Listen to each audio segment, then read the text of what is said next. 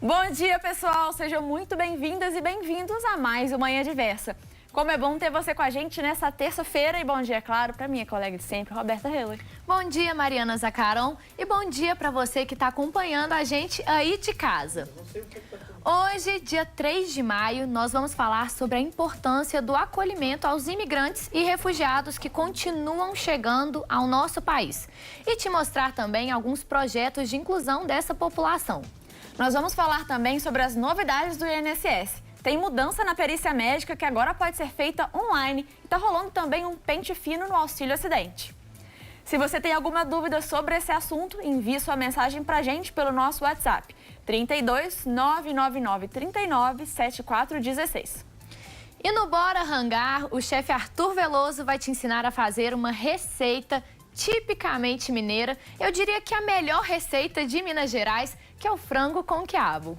Gostou do que nós preparamos para você? Então vem com a gente, porque o Manhã Diversa tá só começando.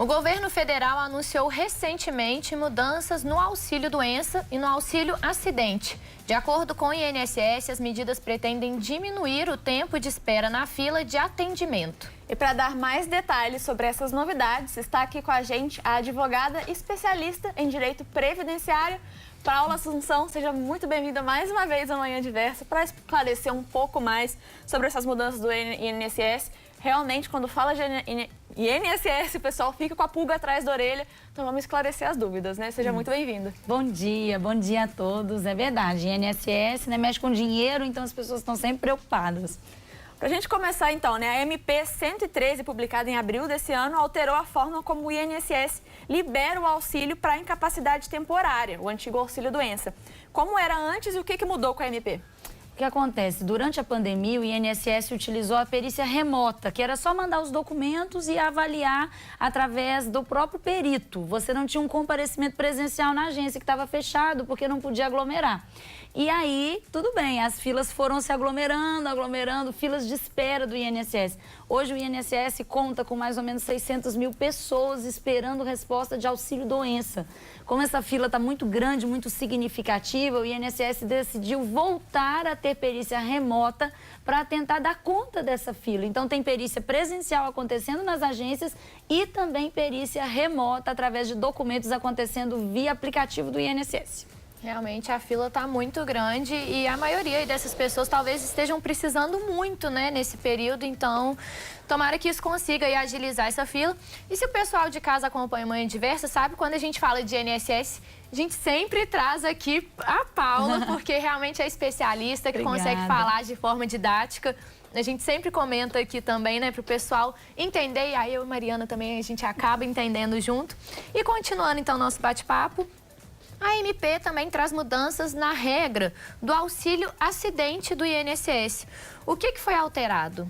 Então, o auxílio-acidente, ele tem assim, uma dinâmica diferente do auxílio-doença. Porque ele é um benefício de uma pessoa que tem uma sequela. Ela ficou com um problema, às vezes um acidente de trabalho ou até um acidente qualquer que deixou uma sequela e ela recebe esse auxílio-acidente. Agora o INSS vai reavaliar todas essas pessoas. Sabe aquele pente fino que vocês estão sempre dando notícia aqui? Agora ele vai estar focado nas pessoas que recebem auxílio-acidente. É bom deixar claro para o pessoal de casa que o auxílio-acidente e o auxílio-doença são diferentes, né? Explica pra gente a diferença entre esses dois. Exatamente. O auxílio-doença é um benefício para aquela pessoa que está temporariamente afastada do trabalho porque está com uma doença, está com um problema de saúde, está precisando fazer um tratamento, se recuperar e voltar para o trabalho.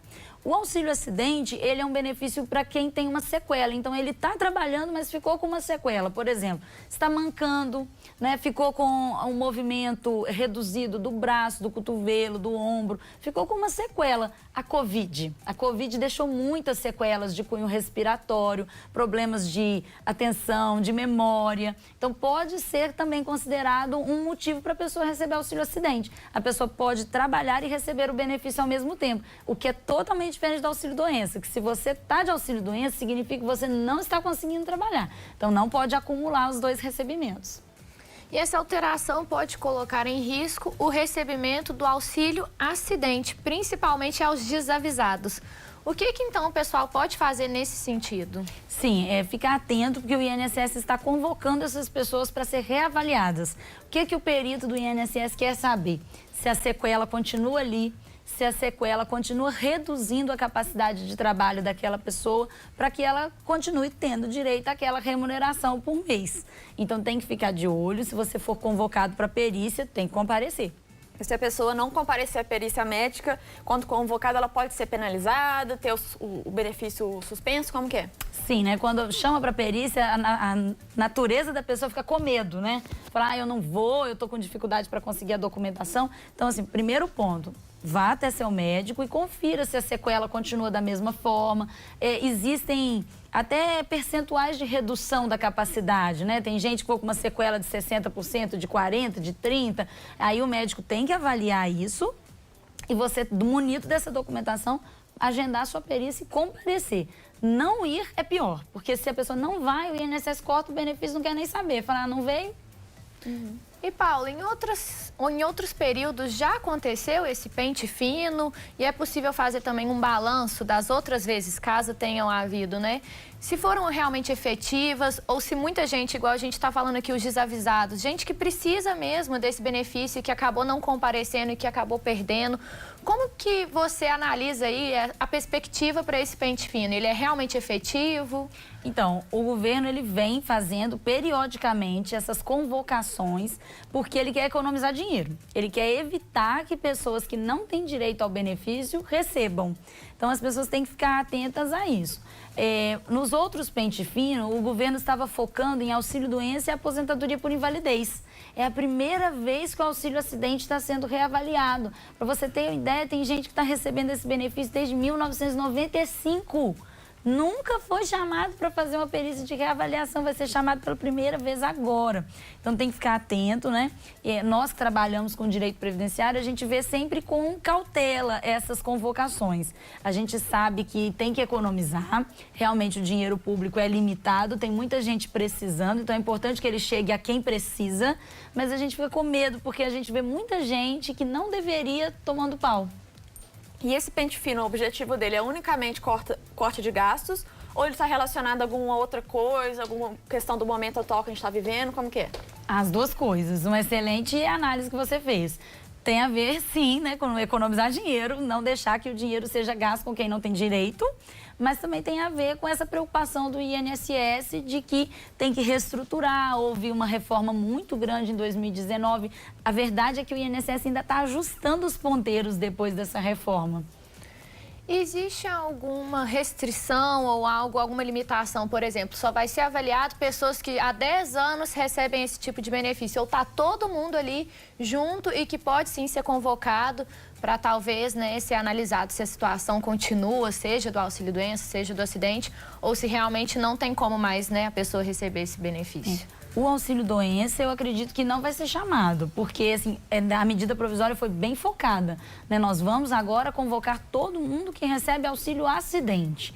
Então, eu acredito que a gente tem que ficar atento, assim, quem recebe auxílio-acidente, não importa desde quando. É lógico que um benefício concedido o ano passado, ele não vai estar na fila de prioridade do INSS. Mas essas pessoas que recebem há muito tempo, essas vão estar. Pode ficar. Eu ia chamar um intervalo se você quiser fazer mais uma pergunta. A gente passa a nossa pergunta para o próximo bloco, que ela tem relação com a seguinte, então a gente... Bom demais, porque a gente pede também a participação do pessoal de casa, então a gente vai para um rápido intervalo e na volta a gente continua a nossa entrevista.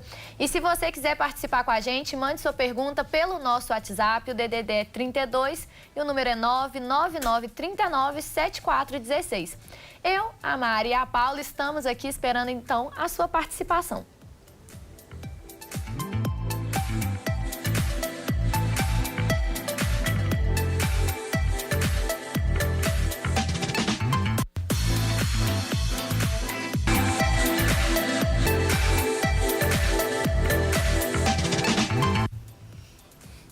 E já estamos de volta com Manhã Diversa, agora são 10 horas e 12 minutos.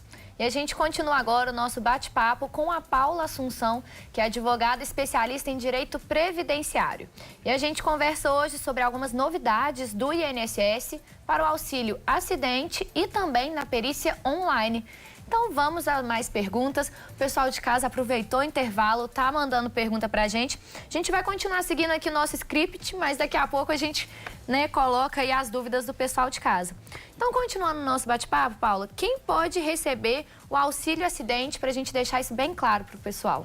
É sempre importante lembrar que, assim, se você teve um acidente, não é necessariamente um acidente de trabalho. Um acidente, um tombo, um acidente de trânsito, e uma doença que te deixou com uma sequela, né, você ficou com alguma dificuldade de trabalho, eu costumo sempre falar isso com a pessoa, falar assim, você consegue trabalhar da mesma forma que você trabalhava antes? Você precisou, às vezes, mudar de função, porque a função que você exercia antes, você não consegue mais fazer porque você ficou com uma dificuldade para caminhar ou para mexer os membros e tal. Aí você pode estar enquadrado numa sequela. Se tem direito à sequela, tem direito ao auxílio acidente. É só comprovar direitinho com a documentação. E qual que é o valor que essas pessoas podem receber com o auxílio acidente? Olha como ele é bem diferenciado. Enquanto o auxílio doença é uma média do que a pessoa já pagou, até um salário mínimo inteiro, né? Dependendo das contribuições, o auxílio acidente é de meio salário mínimo. Então, hoje, o que equivale a R$606. E ela pode receber enquanto ela trabalha, porque é um benefício para indenizar essa sequela. Então, é 50% do salário mínimo. Benefícios muito antigos têm valores diferentes, tá? Só dar essa dica. E, Paula, você falou da importância da comprovação, realmente. E essa comprovação, ela é feita como? Uma pessoa que talvez não tenha um plano de saúde, ela pode procurar uma assistência, né, no SUS, ou realmente o INSS talvez libera, né, alguém para fazer essa comprovação. Como que fica, então, nesse caso da pessoa que talvez sofreu esse acidente, mas que não sabe nem por onde começar para ter essa comprovação? Excelente pergunta. Assim, quem tem plano de saúde tem a facilidade, tem uma consulta mais acessível, né? Mas pode conseguir pelo SUS, no posto de saúde. Eu vou dar uma dica, né? Por exemplo, se você teve um acidente de trânsito, provavelmente você tem um boletim de ocorrência, você tem um prontuário de internação, você tem o seguro DPVAT. O seguro DPVAT costuma avaliar se a pessoa ficou com alguma sequela. Então, você tem vários documentos que você faz no decorrer ali do tratamento que vão te dando uma dica que tem alguma coisa que vai ficar. Né? Você vai fazer o tratamento, mas vai ficar com uma sequela. Então, a documentação ela tem que ser juntada assim desde sempre. Né? Deus me livre, né? Se a pessoa perdeu a vista, tem alguma documentação que diga isso. Então, elas têm que juntar esse documento antigo, não tem problema, que a gente pode usar ele mesmo nos dias de hoje. E você já falou que quem recebe o auxílio acidente pode trabalhar enquanto recebe o auxílio. No caso de quem recebe o auxílio doença, ela sempre vai estar afastada enquanto recebe o auxílio ou ela pode trabalhar também? Verdade. Quando a pessoa recebe o auxílio doença, ela sempre vai estar afastada. Porque se ela volta a trabalhar, ela dá o recado para o INSS de que ela recuperou a capacidade de trabalhar. Então, o INSS vai cortar o benefício. Ou, às vezes, até por denúncia, né?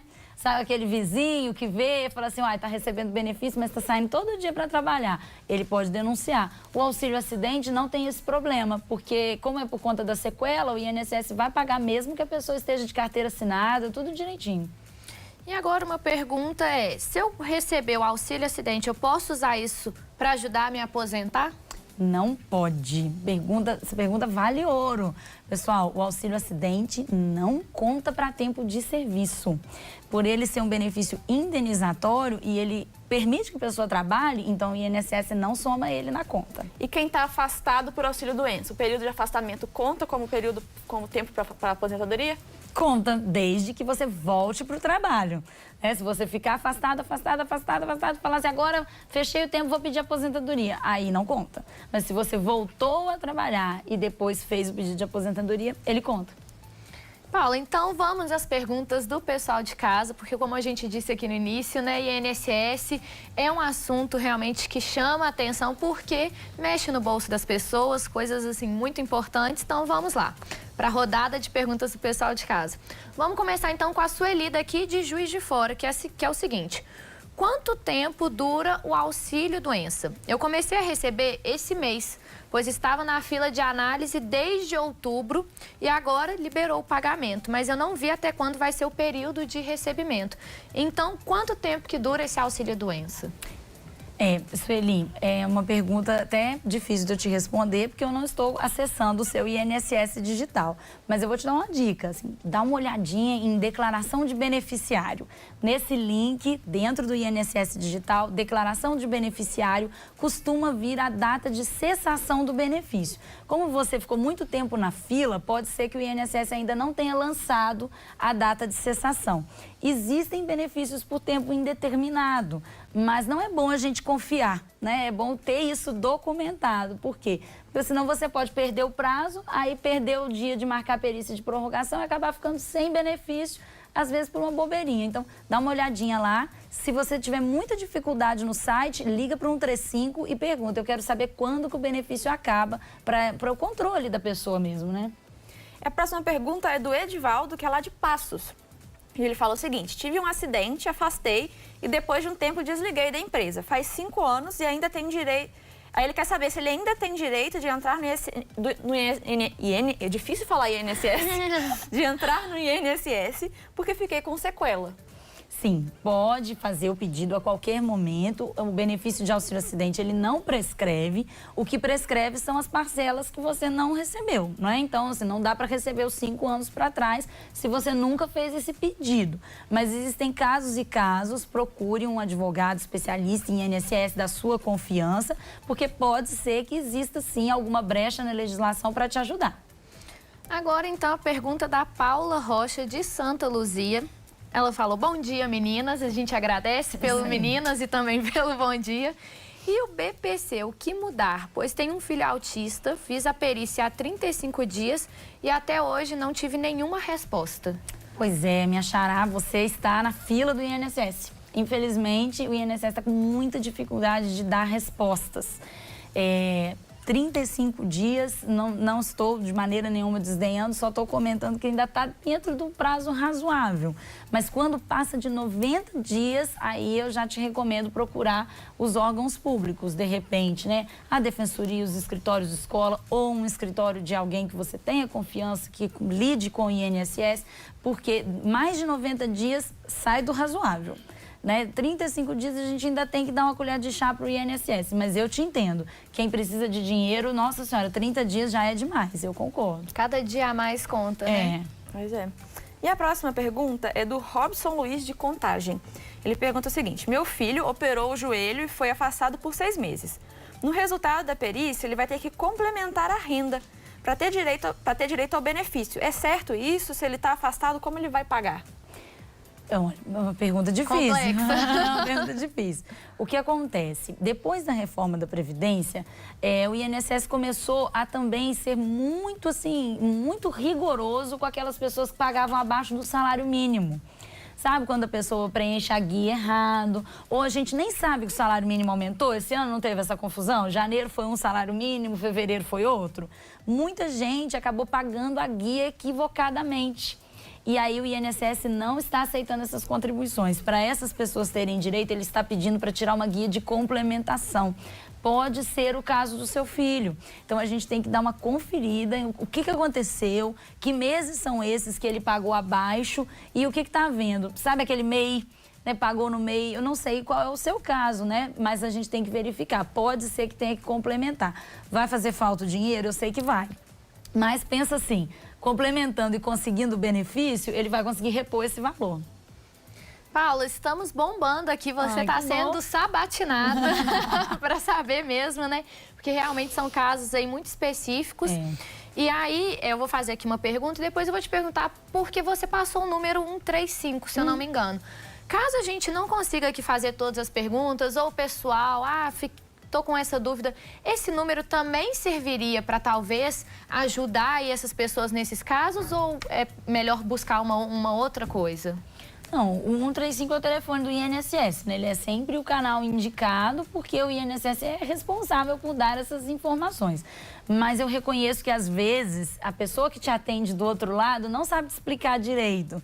Então, se a pessoa tiver muita dificuldade, eu sempre recomendo que ela procure alguém da confiança dela, que tenha, né, mais tempo, que explique com calma, porque o telefone, às vezes, até a chamada tá horrível. Então, assim, o 135 é o primeiro canal. Não conseguiu, procure a ajuda de um especialista. E vamos aproveitar, então, a participação de uma especialista aqui. E o Wagner, de Belo Horizonte, fez a seguinte pergunta. Bom dia, eu tenho uma válvula biológica no coração e o INSS não me dá benefício, sendo que a minha válvula tem que trocar de 8 em 8 anos. O que eu faço? Sempre que eu faço a perícia, eles dizem que eu estou apto para voltar a trabalhar, mas eu trabalho em obra e a empresa não aceita. Como que fica essa questão? Realmente uma situação difícil. Esse é um caso dessas pessoas que a gente não entende por que o INSS nega o benefício. Né? Porque provavelmente ele tem uma válvula no coração, ele deve ter dificuldade de fôlego, ele deve ter dificuldade para carregar peso, que são exatamente as funções que ele faz na obra, né? Então, assim, eu recomendaria que você procurasse uma ajuda especializada. Não dá para eu te orientar, porque eu preciso de mais detalhes sobre o seu caso, mas verificar o que está acontecendo, por que o INSS está negando, se de repente você se encaixa nessa hipótese de auxílio-acidente, se o auxílio-acidente atende você. Porque, de repente, você vai falar, não, Paulo, eu não consigo trabalhar em lugar nenhum. Então, nem adianta o auxílio-acidente. Isso realmente tem que ser uma análise mais com calma, mais atenta. Aí você vai ter que procurar uma ajuda especializada. Agora, a próxima pergunta é da Eduarda, de Contagem. Ela fala o seguinte. Tive eclâmpsia e crise convulsiva epilética e, hoje em dia, tomo remédio controlado. Isso é válido com o auxílio-acidente? Ela pode usar isso, né, para o teu auxílio-acidente? O remédio, pura e simplesmente, não. O remédio é um tratamento, pode ser um tratamento a longo prazo, né, de uso contínuo. Então, assim, ele sozinho, não. Mas se você conseguir documentar que você ficou com uma sequela e que isso reduziu a sua capacidade de trabalho, aí sim. Por exemplo, a medicação tem efeitos colaterais? Esses efeitos colaterais impedem que você exerça alguma função? Aí tem que fazer essa análise bem delicada mesmo, né? O especialista em direito previdenciário, ele acaba entendendo um pouquinho de medicina, muito pouco. Mas a parte de medicamento, efeito colateral, tratamento de uma doença, tem que entender, porque senão como que a gente vai argumentar? Então é a mesma coisa, procure a ajuda de alguém que entenda da área, que vai poder te ajudar nisso aí. Para ver até onde, né, o caso está realmente afetando essa pessoa a trabalhar, né? Ou até isso está sendo resolvido com o remédio, então realmente é bem complicado. E vamos então à última pergunta do pessoal de casa, que é do Edevilson. Sofri um acidente, mas não era assegurado pelo INSS. Eu tenho direito? Nossa, Edevilson, aí complicou. As meninas sabem, quando eu chego aqui, o que eu falo? Pague INSS. Não é porque o que acontece? O INSS é tipo um seguro de carro. Depois que bateu o carro, não adianta acionar. Então, realmente, se você não está pagando o INSS, você vai ter dificuldade de conseguir qualquer benefício, a não ser aqueles que sejam de assistência social, como o BPC, que a gente chama de LOAS, né? Então, assim, você já está com um probleminha de saúde. Mesmo assim, a recomendação segue a mesma. Pague o INSS. Por quê? Se houver qualquer agravamento, se acontecer qualquer outra coisa com você, você vai estar segurado, você não vai cair de novo na mesma situação. A Paula é a divulgadora da palavra do INSS, da importância, porque realmente todos esses casos que a gente está vendo aqui, as pessoas que vão ter o direito, ou que já, né, fazem acesso, já têm acesso a esse direito, é porque é assegurado. Então, realmente faz toda a diferença. Então, Paula, a gente, assim, já tinha uma lista aqui de perguntas, porque realmente esse é um tema que chama muita atenção e, como a gente viu, cada pessoa tem um caso muito específico. Mas para o pessoal de casa que a gente não conseguiu aqui, né, no nosso tempo curto, falar das outras perguntas, você já, então, né, deu aí algumas dicas, 135, procurar também um profissional especializado. Então, gostaria de agradecer mais uma vez a sua presença aqui. É sempre um prazer enorme te receber no Manhã Diversa, porque realmente quando você vem aqui a gente consegue sanar as dúvidas do pessoal de casa. Então, muito obrigada. Nada, eu que agradeço imensamente o convite, a oportunidade e qualquer coisa que vocês precisarem, eu estou à disposição. E também nas redes sociais, né? Se a pessoa quiser acompanhar, de vez em quando eu tenho alguma dica de INSS lá também. E a sua rede social, então, é qual? Meu Instagram é @paula.adv.prof. Facinho, tá guardado. Então, Paula, muito obrigada. A gente espera te receber aqui mais vezes. E daqui a pouquinho, o chefe Arthur Veloso chega com o Bora Rangar de hoje e tem receita típica mineira, frango com quiabo. Não dá pra perder, né? Então, continue ligadinho com a gente.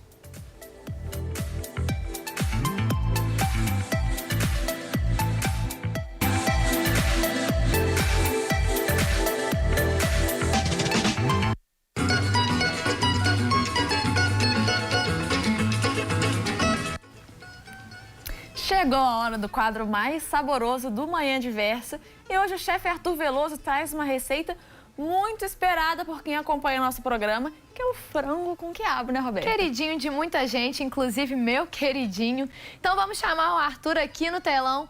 Bom dia, Arthur. Um clássico da gastronomia mineira. Quem é mineiro gosta de frango com quiabo. E eu acho que isso não fica só restrito aos mineiros, não. É realmente um prato muito saboroso, de muito sucesso. Mas é claro que vai ter um toque Arthur Veloso nessa receita, né? Uai, Roberto, o franguinho com quiabo é bom demais, né? É bom demais, menino. E aí, com certeza, eu vou trazer aqui, né, a minha leitura desse prato, uma maneira da gente apresentar ele bem bonitão, bem suculento e aí com alguns truques para o quiabo não ficar tão babento, que eu acho que é um pouco da resistência que o pessoal tem com esse ingrediente, tá certo? Com certeza, eu acho que o ponto-chave aí da receita é exatamente esse que você falou, para o quiabo não ficar com aquela baba, que realmente tem tudo um limite aí nessa receita, né? E o frango com quiabo é a comida preferida de muita gente que eu conheço.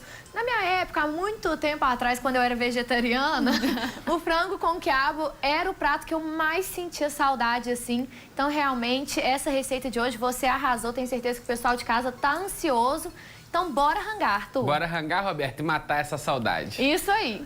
Sejam muito bem-vindos e bem-vindas de volta à cozinha do Manhã Diversa. Hoje aqui no Bora Rangar, a gente vai preparar frango com quiabo. E sem muito papo, porque tem muito trabalho. Então, papel e caneta na mão, celular para tirar a foto da tela para você anotar os ingredientes e a gente cair matando nessa produção. Vamos lá?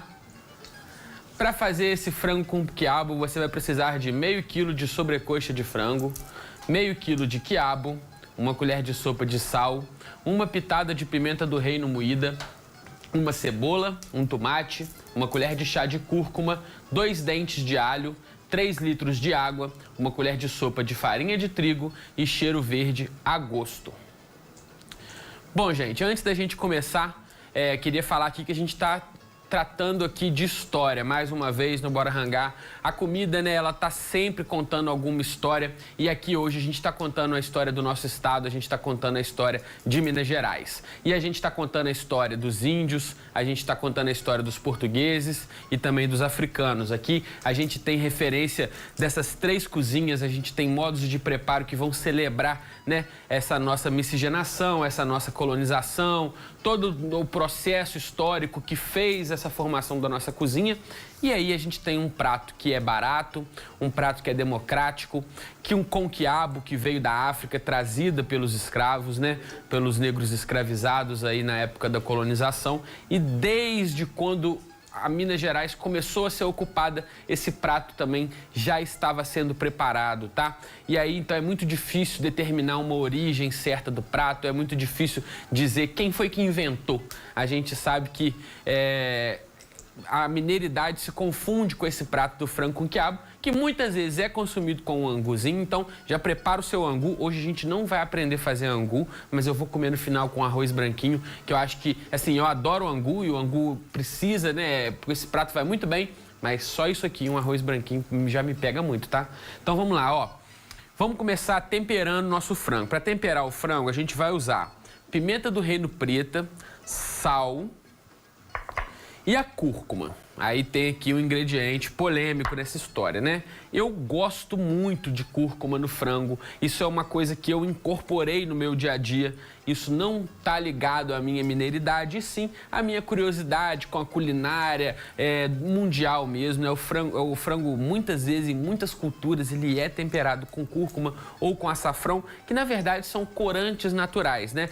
Essa cor de frango com cúrcuma é uma coisa muito especial, é uma coisa que você não consegue se você não usar cúrcuma. Então, se você não gosta de cúrcuma, se você acha que não precisa, você quer manter a tradição da mineiridade, deixa sem cúrcuma. O meu aqui eu já temperei com sal, pimenta, cúrcuma e coloquei um pouquinho de óleo também.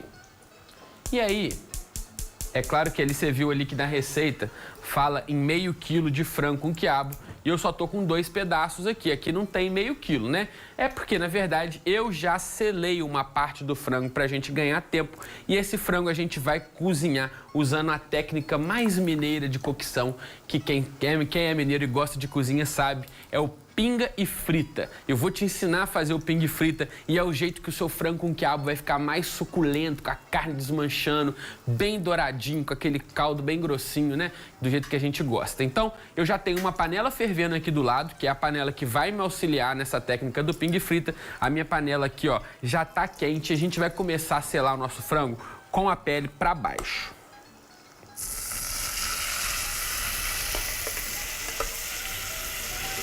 Então, ó, se a sua panela for pequena, igual a minha, e eu sei que essa é a realidade do pessoal em casa, né? Essa aqui já pode até ser considerada, dependendo da casa, uma panela grande. Faz como eu, sela uma parte do frango, deixa uma parte para selar depois, porque a gente não quer que essa panela esfrie demais. Então, faz aos poucos para você poder ter uma caramelização perfeita, igual essa aqui que tá aqui, olha aqui, ó. Como que esse frango tá douradinho. Esse frango tá cru. Eu só dourei ele por fora. Se eu apertar ele aqui, você vai ver que ele tá cru ainda, tá vendo, ó? Eu só dourei ele. Então, eu coloquei aqui dentro e não mexi. Eu vou deixar pegar a cor. Depois que pegar a cor, eu vou te ensinar um truque pra pele da sobrecoxa sair inteirinha assim, ó, sem desgrudar da carne. Tá vendo que ela tá grudadinha aqui inteirinha? Tem um macete aí pra fazer isso. Já já eu vou te contar. Enquanto o nosso frango tá ali, então eu vou tirar aqui o tempero, né, que a gente já usou. Enquanto o nosso frango está dourando de um lado, a gente vai falar aqui sobre o quiabo. O resto da minha produção eu já trouxe picadinho, então aqui tem um tomate picadinho, tem uma cebola picadinha, tem um cheiro verde para a gente finalizar, tem alho. Então é muito isso, né? A nossa base de culinária mineira não é muito sobre misturar muitos sabores. É uma coisa mais básica, mas é que no básico que mora aí o segredo das delícias mineiras, né? Tá muito mais ligado às técnicas que a gente vai usar para preparar do que uma quantidade imensa de vegetais e temperos. Não é sobre isso. Minas Gerais é um pouco mais contida e aí eu acho que é esse que é o nosso segredo. Vamos lá. Com o quiabo, o que a gente vai fazer? Eu vou te ensinar uma técnica de preparo de quiabo, que é uma das técnicas que existem para você reduzir a quantidade de baba. Tirar toda a baba é uma matéria impossível. Quanto mais sequinho tiver o seu quiabo, e aí você vai saber quebrando a pontinha. Observe que as pontinhas aqui do meu já estão todas quebradinhas. Você vai quebrar a pontinha, ela precisa quebrar igual um gravetinho de acender fogueira. Ela tem que fazer até um barulhinho assim, ó, crack. Se ela, na hora que você quebrar, ela ficar meio difícil para quebrar e tal, esse quiabo ele já tá muito babento, ele já tá passado um pouco. Então isso já é um segredo. Na hora de escolher o quiabo, você vai escolher um quiabo com menos baba. E a umidade é uma coisa que é responsável por aumentar a baba do nosso quiabo. Então, tem gente que gosta de cortar o quiabo, botar ele de molho na água com limão ou vinagre, né? Eu sei disso. Mas aqui hoje eu vou te ensinar um jeito de fazer que não leva essa técnica de molhar o quiabo, que aí eu acredito que é o jeito que deixa ele menos babento possível. Eu tô só tirando a cabecinha dele e cortando ele no meio. A gente vai fazer isso com todos os quiabos e depois a gente vai grelhar eles, tá? Com azeite, com um pouquinho de alho para aromatizar a panela. E isso aí é que vai ser o responsável para a gente deixar o nosso quiabo sem baba. Porque aí a gente vai dar uma selada nele como se estivesse preparando carne. E depois, quando ele entrar no caldo para acabar de cozinhar rapidinho, ele não vai soltar tanta baba assim. Só o suficiente, porque é quiabo, não tem jeito, né? É o que eu tô te falando, é impossível. Então você que não gosta de quiabo por causa da baba, precisa se habituar a essa textura, a esse sabor porque assim, gente, é um ingrediente muito saboroso, então você tá perdendo tempo de não comer. Olha aqui, ó, o meu frango já dourou a pele. O que eu vou fazer agora? Eu vou pegar uma concha, antes de pegar com a espátula ali para virar ele, eu vou pingar um pouquinho de água na panela e vai subir uma fumaceira aqui, tá? Ó.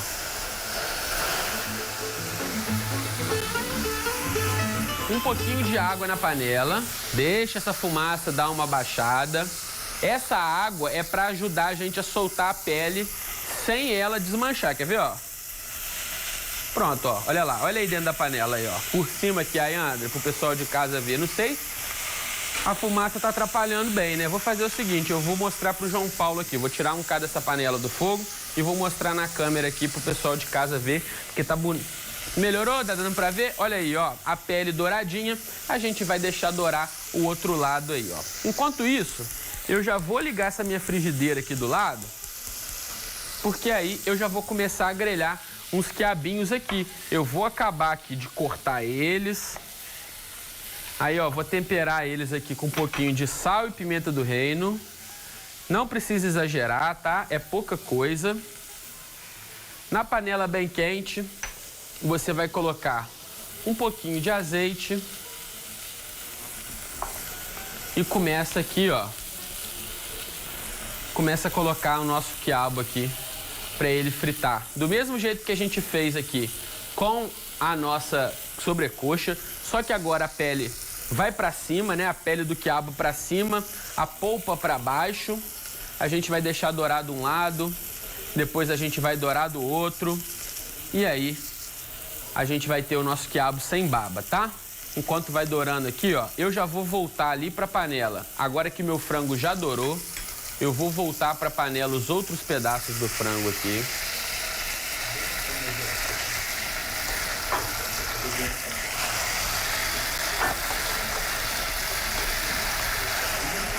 Ó. E agora é que começa o tal do pingue frito aqui. A gente vai colocar. Tá uma fumaçada danada aqui no estúdio aqui, né, gente? Panela quente. É isso mesmo, o pessoal tá lutando aqui para poder me ver. Ó, vai parar a fumaça agora, ó. Beleza, ó, eu coloquei água na panela aqui, ó, até a metade do frango. E a gente vai deixar essa água baixar. Quando ela baixar, a gente vai botar mais água e vai repetir esse processo aí umas 4 ou 5 vezes. E aí vai ser o suficiente para cozinhar a carne do nosso frango, tá? Frango na panela, quiabo grelhando, fumaça tomando o estúdio aqui. A gente vai pro rápido intervalinho pra gente tomar conta dessa fumaça aqui, ligar o exaustor. E aí o Manhã Diversa tá só começando, bora arrancar também. Tem muita coisa boa pra você ainda hoje, então não sai daí não. A gente volta já já.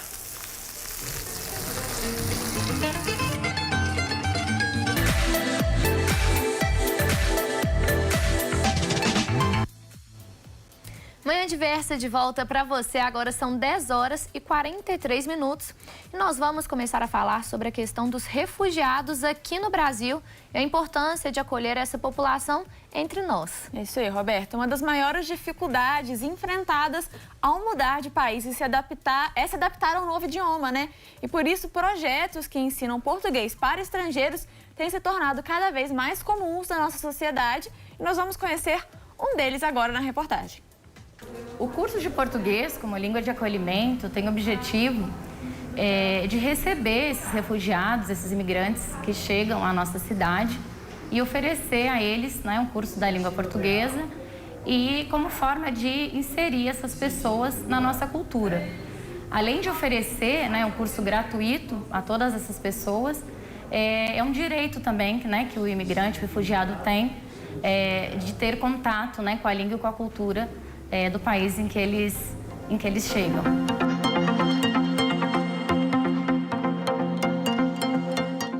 Eu sou Paula Moreno, Paula Carolina Moreno Sermeno. Sou enfermeira formada, mas não trabalho como enfermeira formada ainda não. Estou trabalhando em uma empresa de manufatura. Bom, para mim como estrangeira é importante porque me dá a oportunidade de me desenvolver, aprender o idioma português porque eu não falava português. Meu nome é Clemente Alexander, eu sou venezuelano. Estou pouco tempo aqui no Brasil, mais ou menos uns 5 anos já, e estudando, trabalhando. Eu trabalho na área de manutenção de áreas verdes da UFJF, a manutenção das vias públicas e áreas verdes. Meu nome é Jéssica Mailu Ramírez Velasco, sou eletricista de profissão, mas aqui no Brasil me desempenho como assistente administrativo. E já também, igual que meus colegas, também tenho uns 5 anos aqui no Brasil. É uma satisfação e uma aprendizagem muito importante para o estrangeiro, para poder ter um trabalho aqui no país, poder avançar muito no país para estudar, trabalhar, interactuar com as pessoas. Para mim é uma ferramenta, né, para poder me comunicar, desenvolver aqui no país e aprender a língua, né? Importante para mim porque me ajudou para me conseguir emprego, continuar as aulas aqui na UF, em meu dia a dia, né?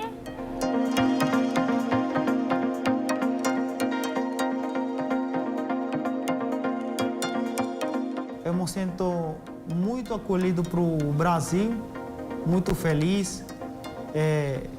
Eles ajudam muito o estrangeiro e mais nós que estamos passando por uma situação bem difícil no nosso país. E eu agradeço muito a ajuda que está dando para nossos irmãos venezuelanos. Me sinto acolhida, sim. Acolhida e com oportunidades. É ótima, é muito acolhedora. Para quem tiver interesse em fazer o nosso curso, as inscrições para esse semestre já estão encerradas. A partir do segundo semestre, nós abrimos novas turmas, né, de módulos 1, 2 e 3, e ficar de olho no site da UFJF, que vai divulgar, né, o edital para a seleção. É um curso totalmente gratuito, com material didático também incluído. E é isso.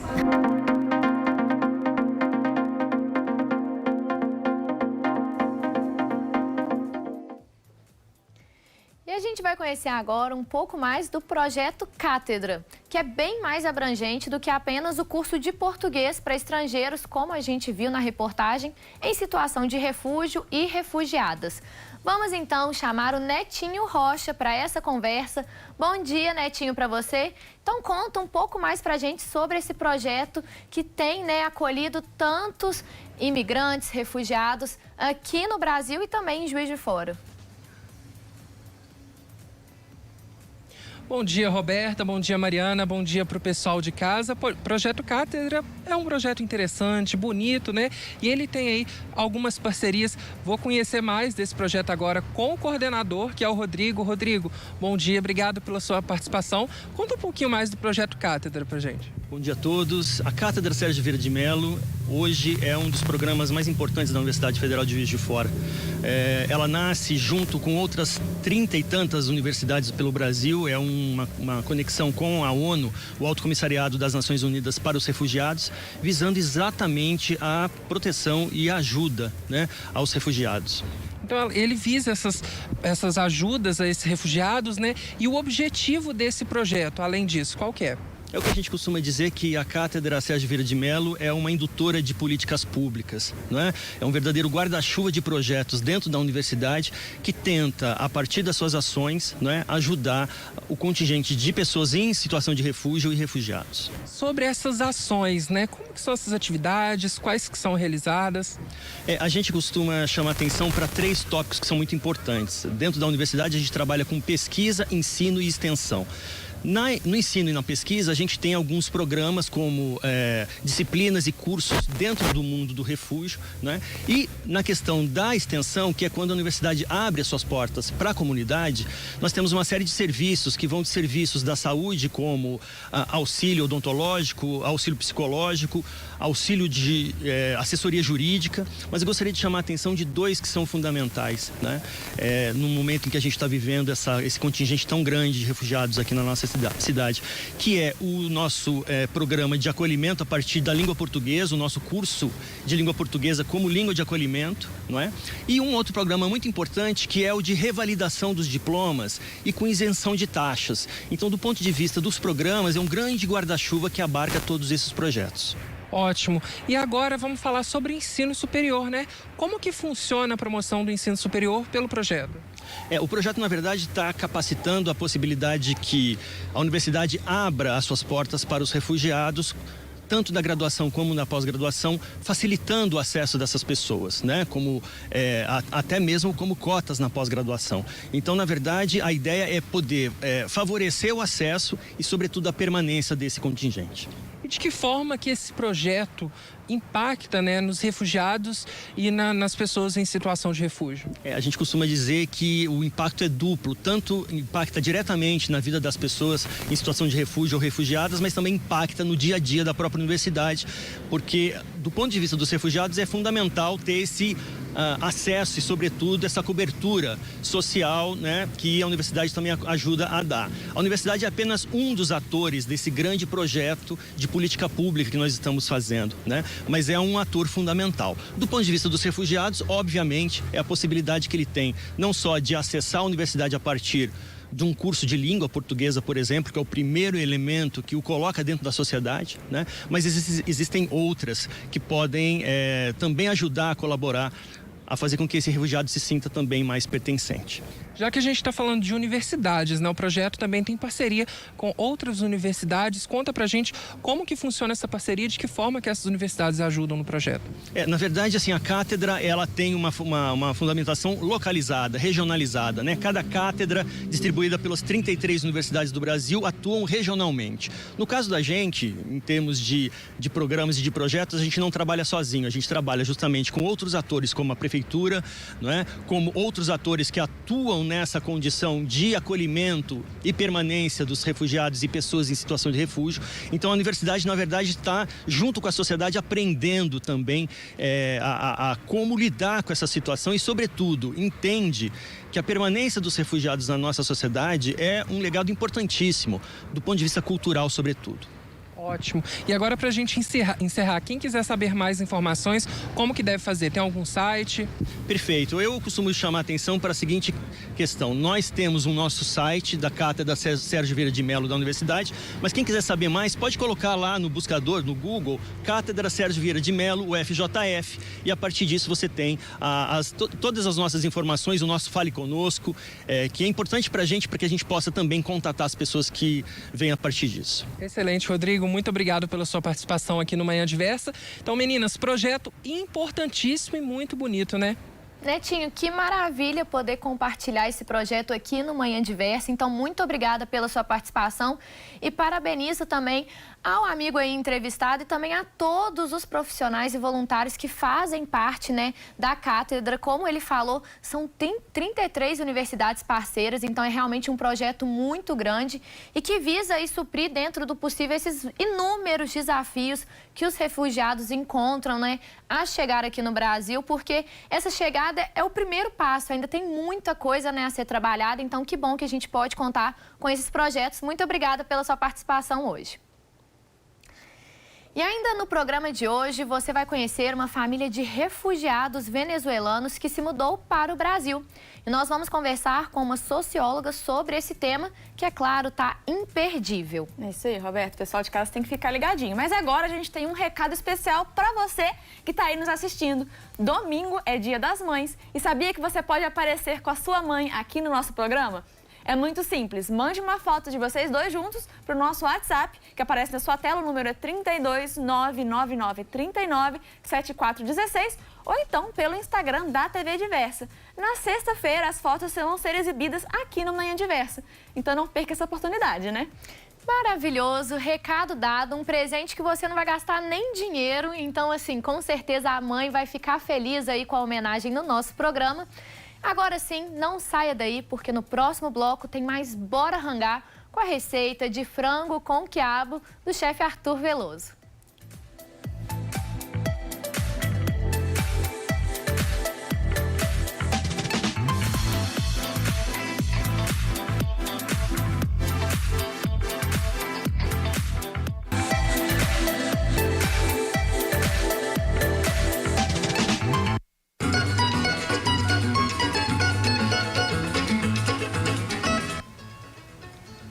Manhã Diversa já está de volta, agora são 10 horas e 57 minutos e voltamos também com Bora Rangar, que hoje o chefe Arthur Veloso está fazendo talvez a receita mais maravilhosa de Minas Gerais, que é o famoso frango com quiabo.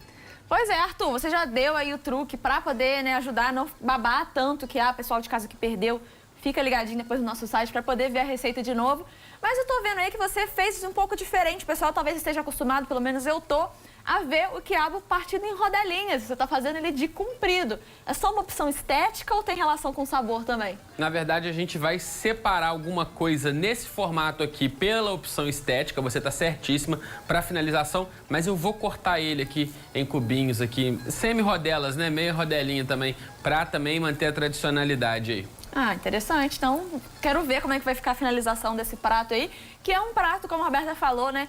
É um tesouro de Minas Gerais, um prato super popular, mas que eu tenho certeza que com a forma que você vai decorar ele vai dar um toque de sofisticação, né? Com o empratamento que você vai fazer. Ainda não vi como vai ficar, mas tenho certeza que vai ficar bonito. Então, bora rangar. Bora rangar então, Mari. Sejam bem-vindos e bem-vindas de volta à cozinha do Bora Rangar, a cozinha do Manhã Diversa. Hoje aqui no Bora Rangar a gente está fazendo frango com quiabo. Você já comeu franguinho com quiabo? Então, tô te ensinando aqui, ó, uma técnica diferente, um corte interessante aí que fica suculento. Então, assim, a gente tá celebrando aqui mais um símbolo de nossa Minas Gerais, que é esse prato aqui que representa muito a nossa cultura, né? Então, olha só. Não vou revisar ingrediente agora, se você não assistiu o primeiro bloco, fica com a gente até o final. No último bloco eu reviso os ingredientes, tá? Vamos focar aqui no preparo e mesmo assim, se você quiser, mais tarde já sai lá no YouTube, é só jogar Manhã Diversa, frango com quiabo, TV Diversa no YouTube, que eu tenho certeza que você vai encontrar e aí você pode assistir com calma, tá? A gente começou lá no primeiro bloco temperando o nosso frango e aí eu dei uma selada nele aqui nessa panela, né? Ou seja, caramelizei ele por fora, começando com a parte da pele pra baixo, tá super bonita. E aí eu te ensinei um truque, né? Pra você virar o frango sem a pele agarrar no fundo, você vai colocar um pouquinho de água e aí vai tirar. E aí a gente tá fazendo ele na técnica do pinga e frita. Ou seja, depois que eu selei aos poucos, né? Voltei todo mundo para dentro da panela, o franguinho tá todo ali, né? Todas as nossas sobrecoxas. Você pode fazer a mesma coisa usando um frango inteiro, usando os cortes que você mais gosta, a técnica vai ser a mesma, tá? O que eu fiz? Eu coloquei ele de dentro e quase cobri com água. No meio do último bloco, essa água secou e eu já adicionei mais. Do meio para o fim desse nosso bloco, isso vai acontecer de novo. E ainda vou repetir esse processo mais umas 2 vezes, que vai ser o suficiente para cozinhar a nossa sobrecoxa, para ela ficar super suculenta. Enquanto fazia isso, eu te contei a história do quiabo aqui, ó. A gente tirou só a cabecinha dele, partimos ele no meio de comprido e aí eu deixei ele grelhar aqui na frigideira aqui do lado, ó. Com a parte da polpa para baixo, aí ele fica com essa caramelização bonita aqui, tá vendo? E aí também depois a parte da pele, ó, também caramelizada, também grelhadinha. E aí o que eu vou fazer agora? Eu vou separar alguns quiabinhos desse aqui, os mais bonitos, os maiores, né? Os mais tortinhos pro lado assim, que a gente vai usar aí no nossa finalização, no nosso empratamento. Vou separar aqui, ó, 4 ou 5, tá? Para esse prato já é o suficiente. Aí vai ficar separadinho aqui pro empratamento. Lembrando o seguinte, ó, caramelizou bem, cozinhou bem, aí você vai fazer o seguinte, você vai fazer igual eu assim, ó. já tá pronto para consumo o quiabo, tá? Essa grelhadinha que a gente deu nele já é o suficiente, fica super saboroso. Ele já tá temperado com sal e pimenta. E agora eu vou pegar esses aqui e vou cortar nas rodelinhas, que ele vai entrar no meio do nosso caldo, tá? Se você quiser deixar todos por inteiro assim, também pode. Fica super bonito também. Mas eu acho que assim o quiabo consegue passar mais gosto pro caldo quando a gente pica ele aqui. Então quando ele entrar lá no caldo, ó, ele já vai entrar assim meio picadinho, tá vendo? Então nessa parte aqui, depois de grelhado, a gente já pode cortar o nosso quiabo. E pode ser mais disforme assim mesmo, tá? Uns pedaços maiores, outros menores. Isso vai dar um charme pro nosso prato também, vai ser super legal. Vou afastar eles aqui. A minha frigideira onde eu grelhei os quiabos, ela já tá aquecendo ali, deixei em fogo baixo, tá? Pra não queimar demais. Agora a gente vai começar a puxar o nosso molho, né? É aí a parte da cebola, do tomate, do alho, que vão também dar todo um sabor para essa nossa receita. Então, vou passar uma água na mão aqui. E aí eu vou começar colocando na panela um pouquinho de azeite aqui, ó.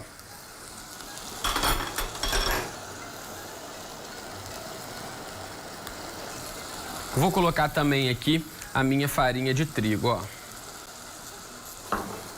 E aí, vou deixar essa farinha dar uma cozinhadinha aqui.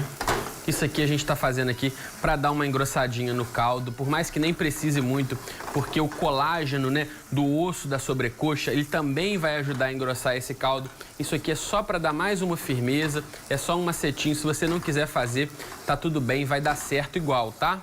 Então, ó, dá essa refogada aqui na farinha com azeite, espalha ela no fundo da panela.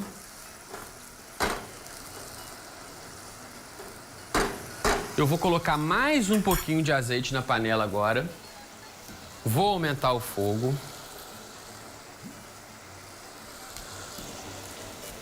E aí, vou refogar a minha cebola. Vou deixar ela suar bem aqui dentro. Vou deixar ela até quase dourar. E aí, ó, nessa parte que você entrou com a cebola, dá uma mexida.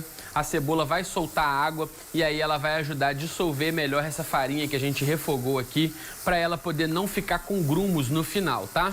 Então, deixa aí a panela no fogo quente, espalha ela bem assim, ó.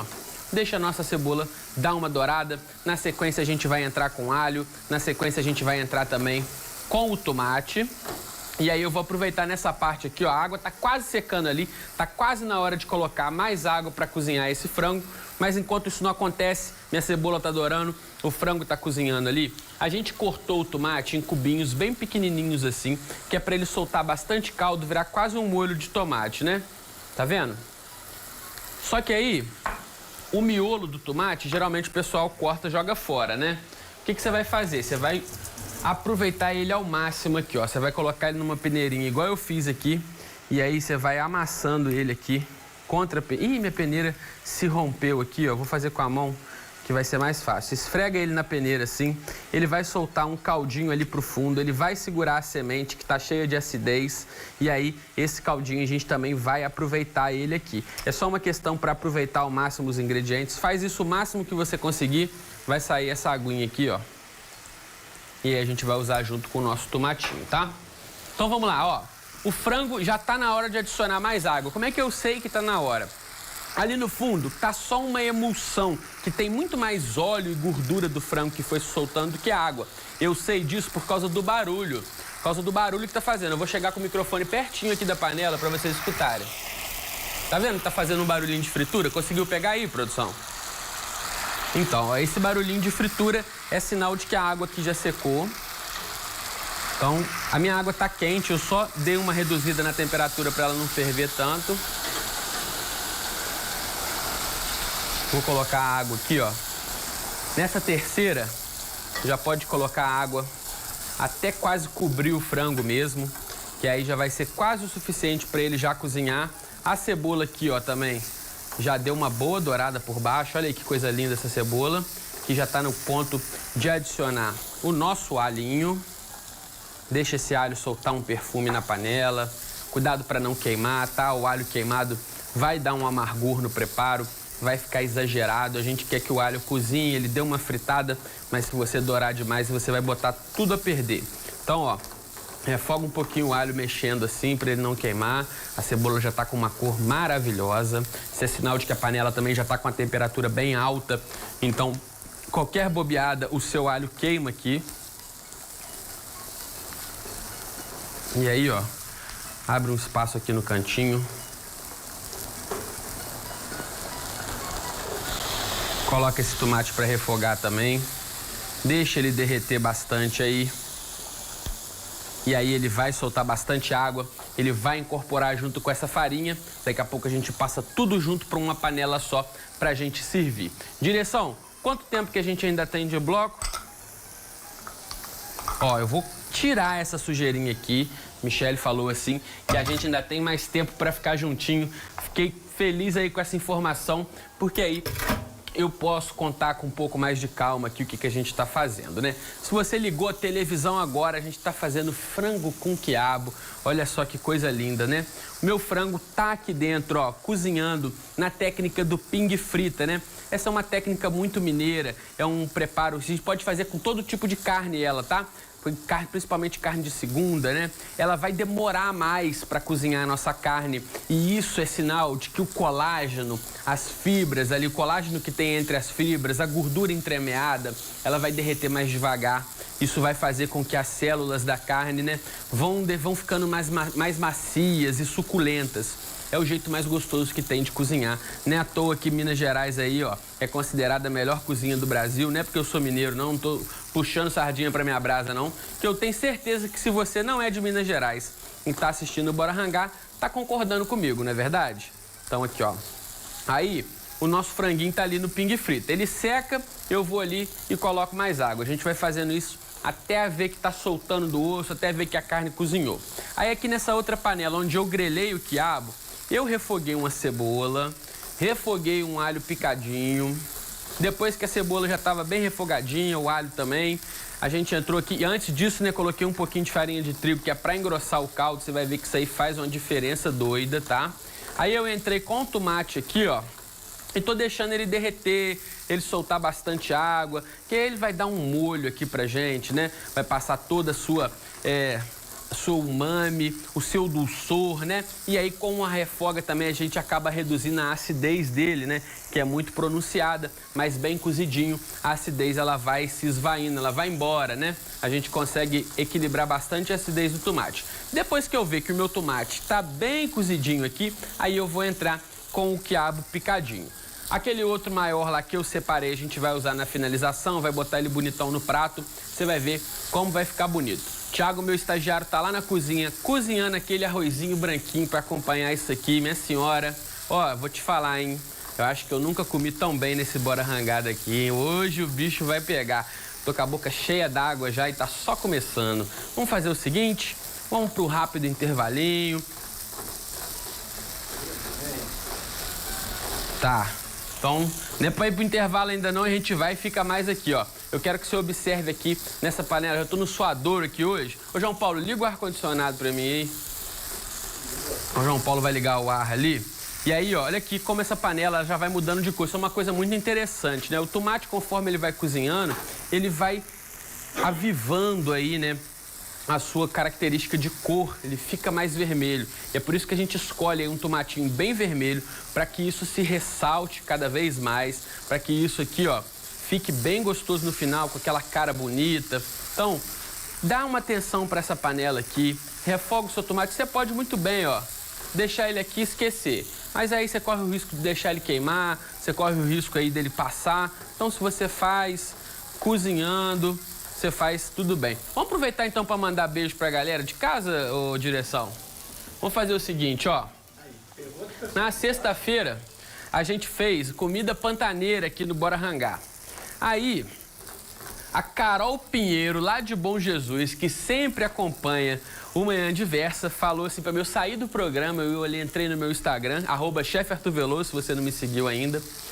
Ela tinha me mandado uma foto que ela estava fazendo o prato que eu ensinei no mesmo dia, ao vivo. Carol, parabéns, seu prato ficou lindo, a produção vai colocar aí na tela aí, o pessoal de casa já tá vendo, né? E olha aí que coisa linda que ficou, super saboroso, tenho certeza que ficou uma delícia. Ela deu uma modificada, tô vendo que ela colocou um milho verde ali, tá tudo certo. Milho verde também faz parte aí desse cardápio pantaneiro, desse cardápio aí de acampamento, né? Uma lata de milho verde salva a vida aí para quem tá viajando, para quem tá carregando comida, né? Porque tem muita sustância, é levinho também de carregar.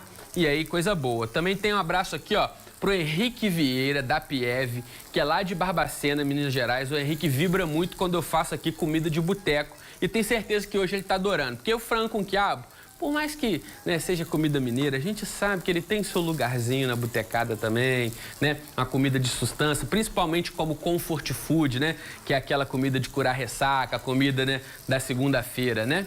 Então, ó, Henrique, grande abraço, faz esse frango com quiabo, me manda foto também. Quem sabe a sua foto não aparece aqui igual da Carol. Se você, a Carol, já fez várias receitas, ela falou pra mim. Foi a primeira vez que ela me mandou foto, fiquei super feliz, tá? Então vamos fazer o seguinte, abraço dado. Ó, antes de eu ir pro intervalo, agora eu que não vou pro intervalo, direção. Ó, vou colocar aqui, já vou entregar pra vocês, já só um minutinho, ó. Vou colocar aqui o quiabo pra ele dar uma cozinhada junto com esse tomate aqui. Ele vai ficar aqui dando uma refogadinha. Daqui a pouco a gente pinga uma água aqui e mistura tudo junto, tá certo? Vamos agora pro break, então. Intervalinho rapidinho, Manhã Diversa aí, ó. Tá na metade, ainda tem muita coisa boa pra vocês. Tem que voltar aqui pra gente finalizar esse prato, né? Então não sai daí, a gente volta já já.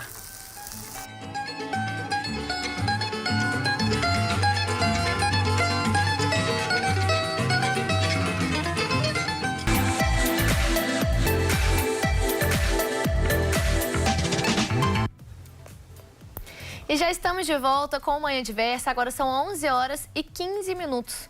De acordo com dados do Ministério da Justiça e Segurança Pública, nos últimos 10 anos, o Brasil registrou um aumento de 24,4% de novos imigrantes registrados. Grande parte dessa população que entra no país é de refugiados, como é o caso da família Barrancas Marcano, da Venezuela, que você vai conhecer agora na reportagem. O Brasil é o 5º país mais procurado pelos venezuelanos. O estado de Roraima é a porta de entrada para a maioria. Luiz Maria está no Brasil desde o final de 2019 com 2 filhos e o marido. Inicialmente ela veio cuidar da saúde no Brasil, porque conta que tudo no país natal estava caro, superfaturado e claro. Veio também tentar uma nova vida. Eu estava doente, muito doente. Estava com anemia, lá falaram que eu estava com leucemia, mas não havia medicina e estava muito custoso a economia lá. Eu estava muito mal.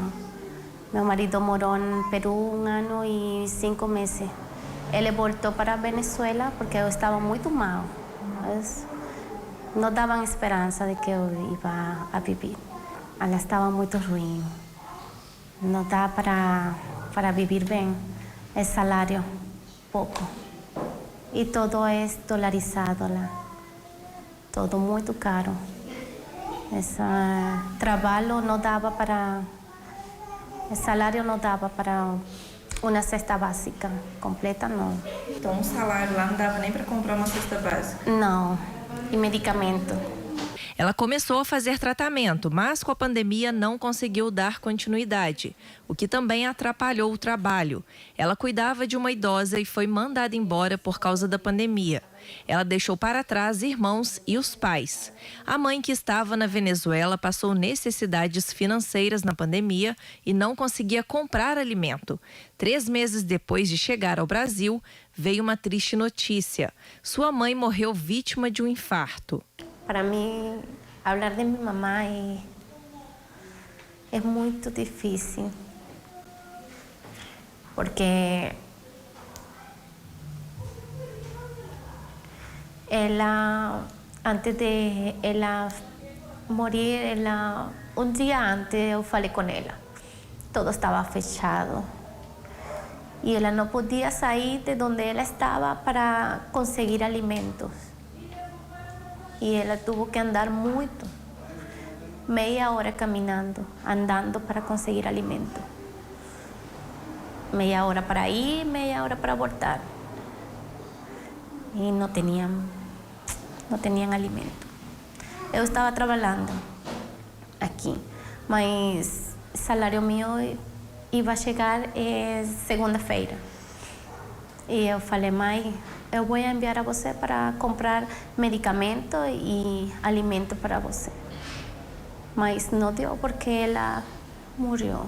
Ver a minha mãe por um telefone que ela estava ali morta, minha família sem poder, um abraço de ninguém.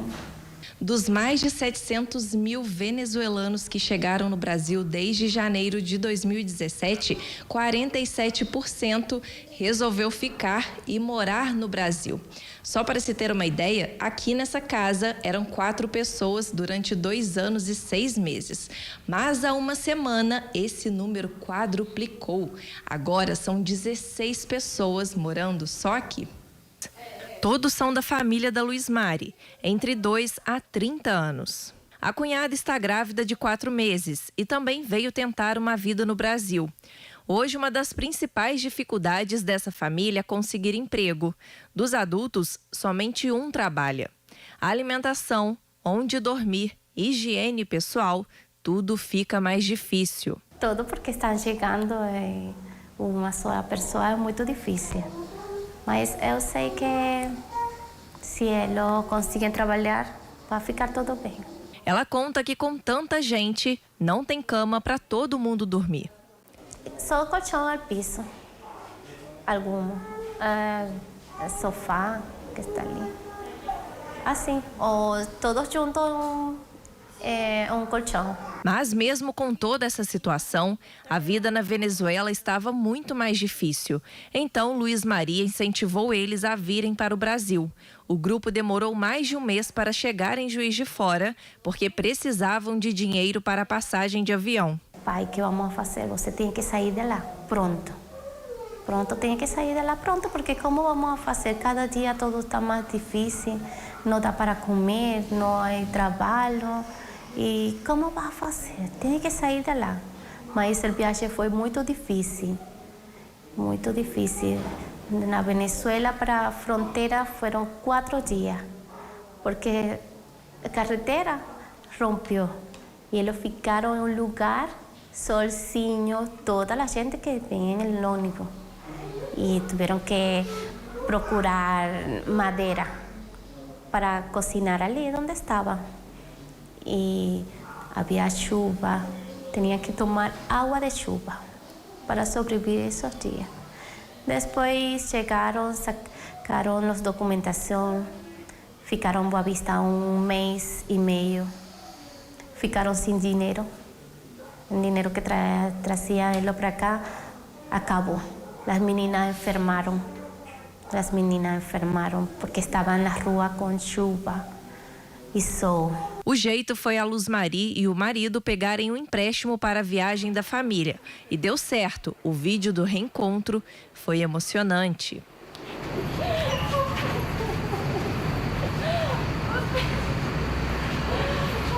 O que chamou atenção para Luizmari é a acolhida dos brasileiros, que, segundo ela, são amorosos e amigáveis, diferente de outros países que praticam a xenofobia.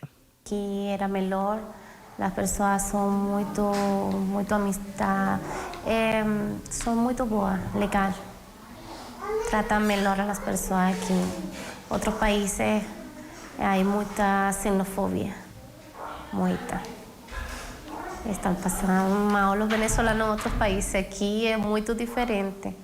Aqui brasileiro é muito amistoso, muito amigável. E eles estão muito felizes de conhecer um venezuelano. Na rua, eles ficam felizes quando nós falamos. Eu gosto muito sua linguagem. Fala a língua de você, é muito bonita. A caminhada até aqui não foi fácil, mas a esperança de um dia melhor é o suficiente para encher o coração da Luizmari. Muita fé que Deus vai ajudar a nós para que tudo dê bem. Eu estava muita oração. Havia um momento que eu falei, Deus, que mais coisa para mim? É muitas coisas juntas. Muito difícil. não é fácil.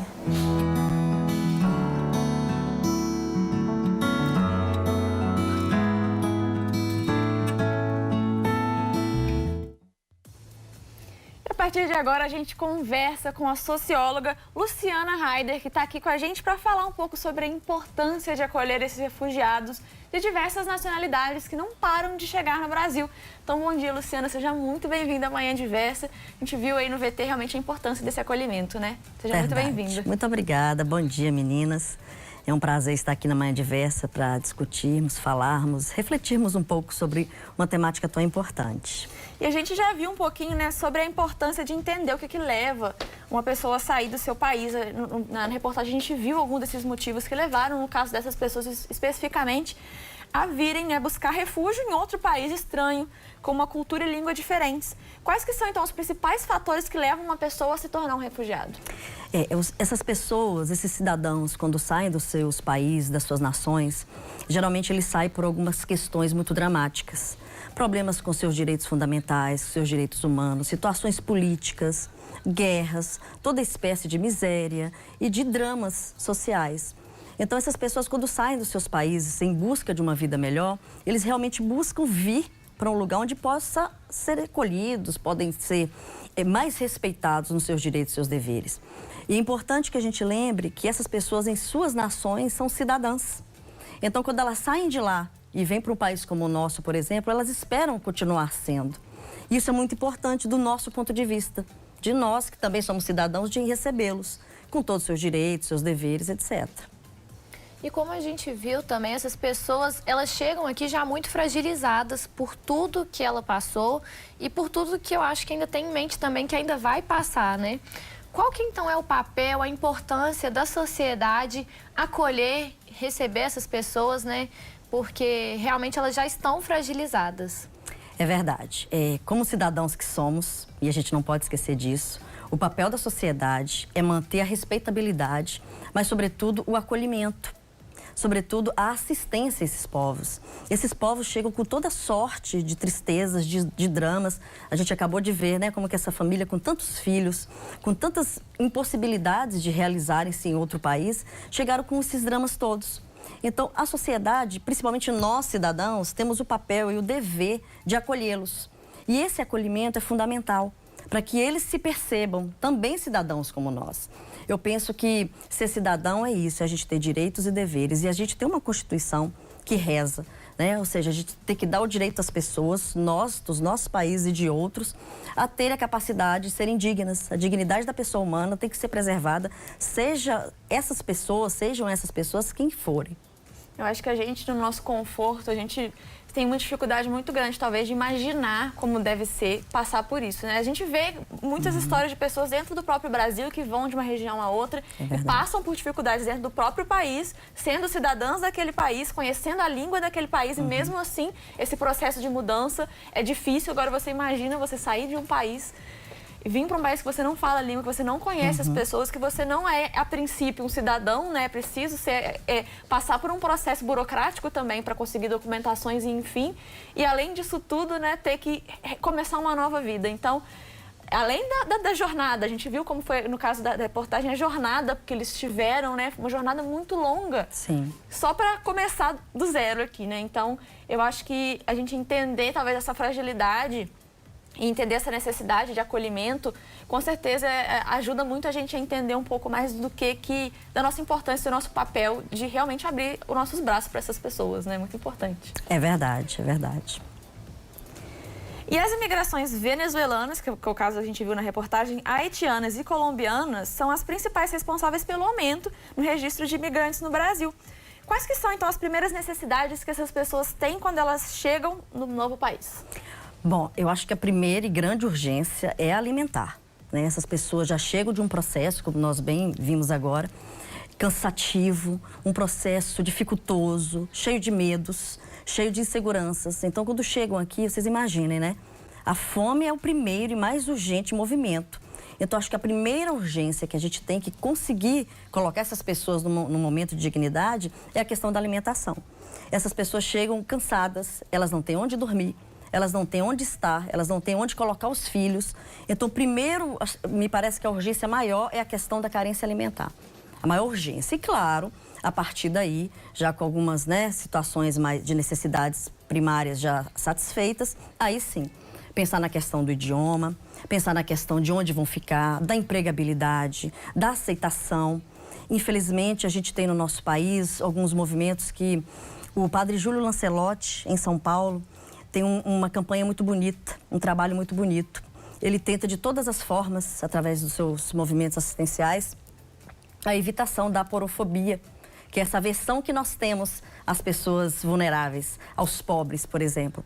Então, nós temos, infelizmente, no nosso país, eu acho que em todas as cidades brasileiras, umas mais, outras menos, naturalmente, essa aversão pelas pessoas que são aquelas, aspas, né, moradoras de rua ou pessoas em situação de vulnerabilidade.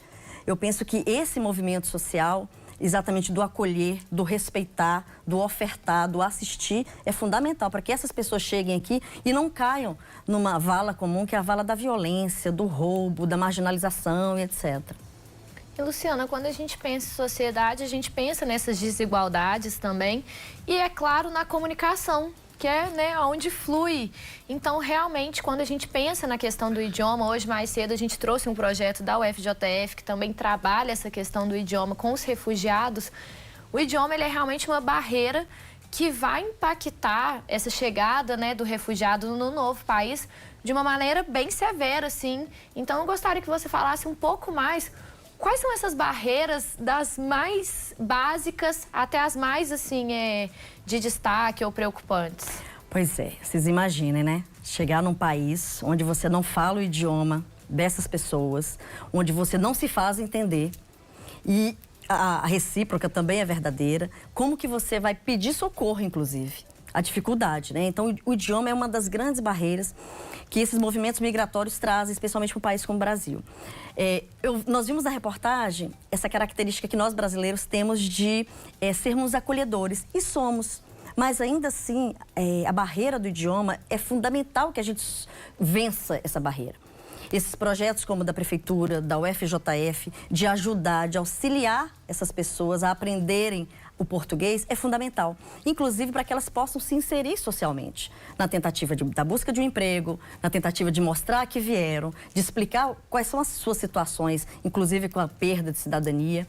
Então, a barreira do idioma é a primeira, uma das grandes a serem vencidas também. E projetos como esse são fundamentais para que essas pessoas possam ser acolhidas, de fato, acolhidas efetivamente. E até pela questão social também, né? Porque eu entendo que, assim, a pessoa que chega num novo país sem conhecer ninguém, ela quer conhecer pessoas, ela quer ter criar laços sociais, né? Com certeza. E a língua vai, com certeza, ser uma questão aí muito importante nesse sentido, até porque você tendo amigos, você conhecendo novas pessoas, você tem uma âncora, né? Você tem pessoas ali que vão poder te ajudar e te auxiliar quando for preciso.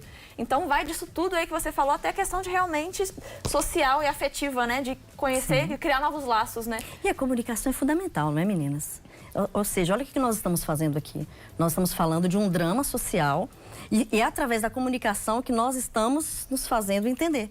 Então, sem essa, né, possibilidade, que é humana, inclusive, como que a gente resolve um problema tão dramático como esse? Não resolve. Com certeza. E a gente viu na reportagem que as pessoas, elas têm formação e buscam um emprego, que também é uma outra coisa aí, uma outra barreira e que é difícil, assim, né, de conseguir. E que como o emprego, ele é realmente uma das oportunidades, eu acho que mais importantes, assim, né, seja para essas pessoas, seja para qualquer pessoa.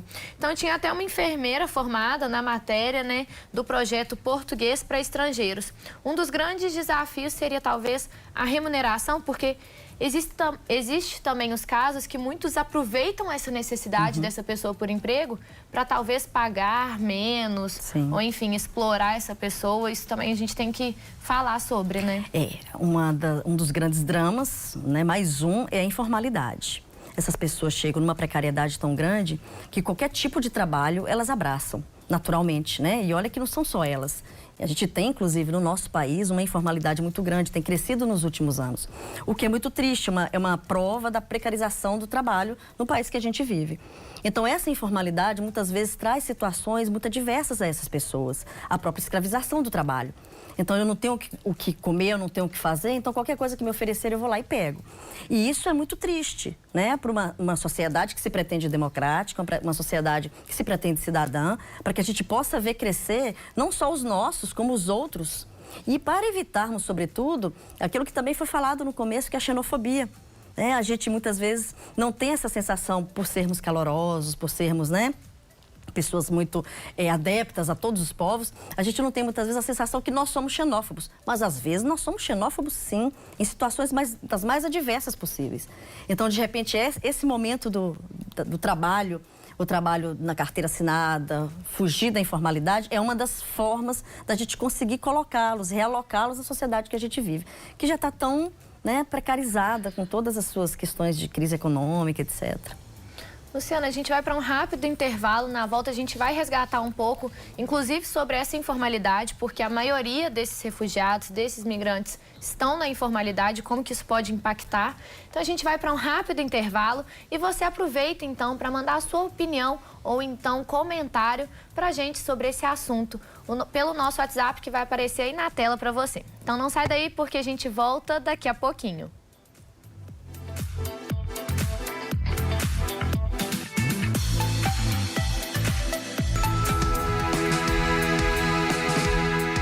Tem curso de inglês gratuito para os moradores de Betim que tenham 16 anos ou mais. As inscrições terminam hoje. Os interessados podem se inscrever online pelo site da Prefeitura Municipal de Betim ou presencialmente das 8 da manhã às 5 da tarde no CETER, que fica na rua Tito Pedrosa, número 55, no centro.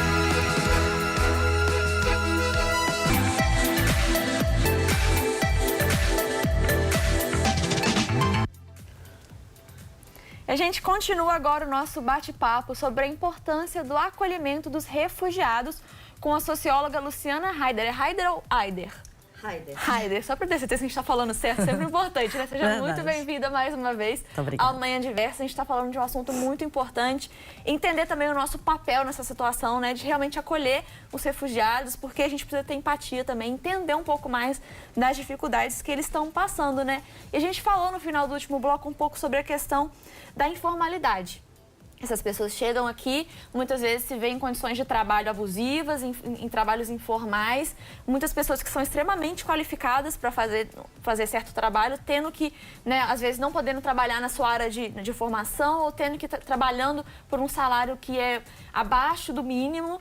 Enfim, né? Como que a gente pode, então, garantir que essas pessoas tenham acesso ao trabalho formal?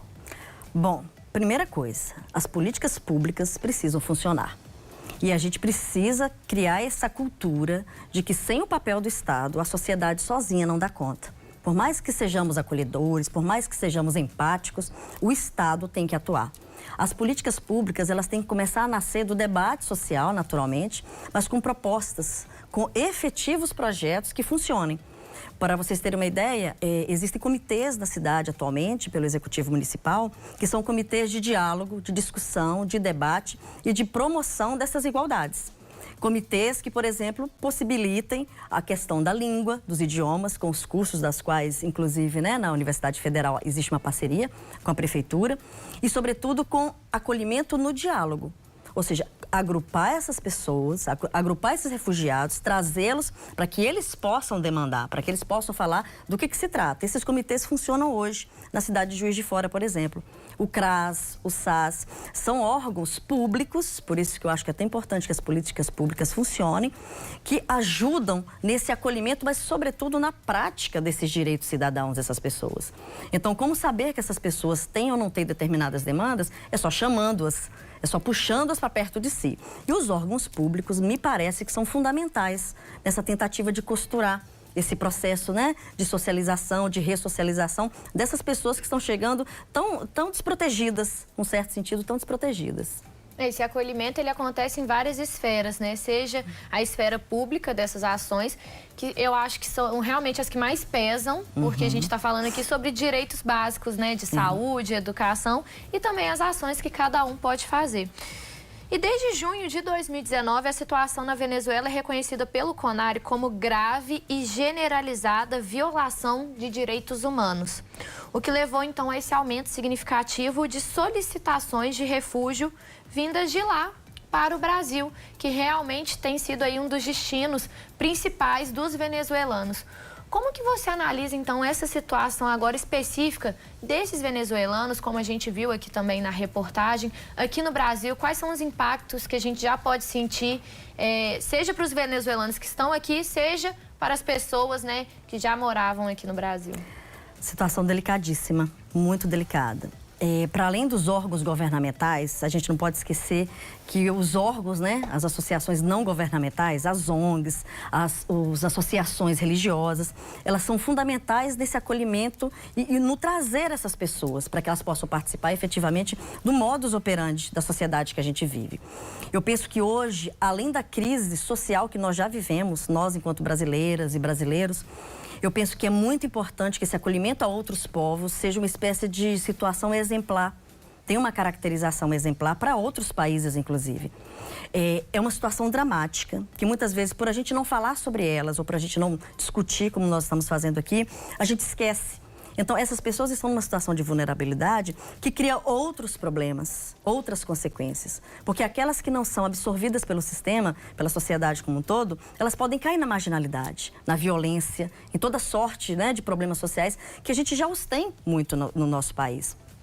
Então, penso que o papel da sociedade é, além das associações governamentais, oficiais do Estado, que a sociedade ajude também pelos órgãos religiosos, pelas ONGs, por todos os projetos que a gente consiga ofertar. Outra coisa, é muito importante que, por exemplo, pequenos e médios empresários, com essa documentação desses refugiados em dia, possam contratá-los dignamente, com um salário justo, até para tirá-los da informalidade. E muitos chegam, não é só com a capacitação, mas é com vontade de trabalhar. Porque querem vencer, porque querem reaver seus laços familiares, querem reencontrar com seus parentes que ficaram lá, para que possa trazê-los ou que eles possam voltar lá. Eu acho que isso é muito importante, que a sociedade se envolva mesmo, de verdade, efetivamente. E a gente tem como fazê-lo. Você já falou um pouquinho, né? Mas qual que é o papel do governo, então, no acolhimento dessas pessoas fora das medidas burocráticas, como, por exemplo, garantir documentos? Existem projetos governamentais para auxiliar na busca de emprego, de moradia, por exemplo, dentre outras questões? Políticas públicas. A gente não tem como sair do oficial. Políticas públicas. É lugares de acolhimento. Quando essas pessoas chegam, essas pessoas têm fome, essas pessoas têm sede, essas pessoas precisam se vestir, precisam tomar banho, precisam dormir. Então, tem que ter lugares, e esses lugares, realmente, a gente não tem muito como fugir, né? Ou seja, as prefeituras, os governos estaduais, eles precisam dar esse aconchego, essa assistência, que não é um assistencialismo, é uma assistência que é de dignidade.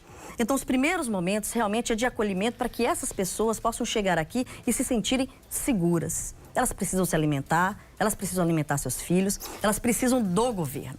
As associações como um todo, a gente observa, por exemplo, na nossa cidade, a gente tem vários órgãos e vários projetos, que são projetos, por exemplo, de sociedades para o melhoramento de determinados bairros, que também fazem esse papel de acolhimento. Mas o momento mais essencial, me parece, é esse de você acolher e manter essas pessoas numa situação de segurança. E segurança hoje, o que é? A gente ter onde dormir, onde comer, conseguir começar a vida, conseguir fazer suas primeiras documentações, conseguir falar a língua pátria, para que você possa não só se comunicar, como se inserir. A sociedade tem como fazer isso, mas nem sempre a sociedade vê dessa forma, né? Muitas vezes a gente tem a conduta xenófoba, eu diria, de olhar para o outro como você está na vulnerabilidade, é perigoso. Pode me assaltar, pode tirar meu direito de ir e vir. E, no entanto, quando a gente vai numa análise sociológica mais profunda, a gente vê que as coisas não são tão aparentes, né? Não são só a aparência. Luciana, a gente então está falando aqui sobre essas ações, seja feitas, né, pelo governo, ou que deveriam estar sendo feitas, seja pelo governo, seja pelos empresários, como você falou, na hora de contratação, né, talvez priorizar também essa mão de obra de refugiado ou de imigrantes. E agora vamos falar então de ações talvez que pareçam ser mais simples. O que cada pessoa pode fazer nesse acolhimento? Seja uma escuta, né? Tentar entender, igual como a gente falou do idioma, nessas coisas mais simples, porque geralmente a gente pensa em ações muito grandiosas. Mas eu acho que o simples também faz a diferença. Então, o que cada pessoa pode fazer para esse melhor acolhimento? O que seriam das grandes ações se elas não começassem nas pequenas, na verdade? E é um trabalho de formiguinha mesmo. Vou contar uma história para vocês. Na hora que eu estava vindo para cá, eu passei por uma senhora venezuelana, olha que coisa, né? Com uma criança do lado, vendendo pano de prato. Olha que cena mais simbólica, mais metafórica. Então pensei assim, poxa, eu estou indo falar, nós estamos indo conversar, refletir sobre a situação de uma pessoa real, numa condição real. E com um duro realismo. E aquela senhora pedindo, pelo amor de Deus, para comprar um pano de prata na mão dela. Eu comprei todos os panos de prata na mão dela. Eu nem tinha tanto dinheiro para comprar, porque, né, pega a gente às vezes desprevenida. Eu comprei, sabe por que eu comprei? Porque a sociedade muitas vezes é muito hipócrita, né? A questão do padre Júlio Lancelotti em São Paulo, com a questão da porofobia, etc. A sociedade é hipócrita quando ela fala assim, não dê esmola, dê oportunidade. Na verdade, a sociedade não dá nenhum nem outro, muitas vezes. Nem esmola, nem oportunidade. Não estou falando que é a esmola que vai resolver o problema. Mas aquela mulher estava dignamente vendendo pano de prato, precisando de dinheiro. A gente vê que precisava do dinheiro, estava com a criança. Então, por que não? Por que eu não posso fazer um papel cidadão de comprar os panos de prato que vão me servir e esse dinheiro também vai servir a ela?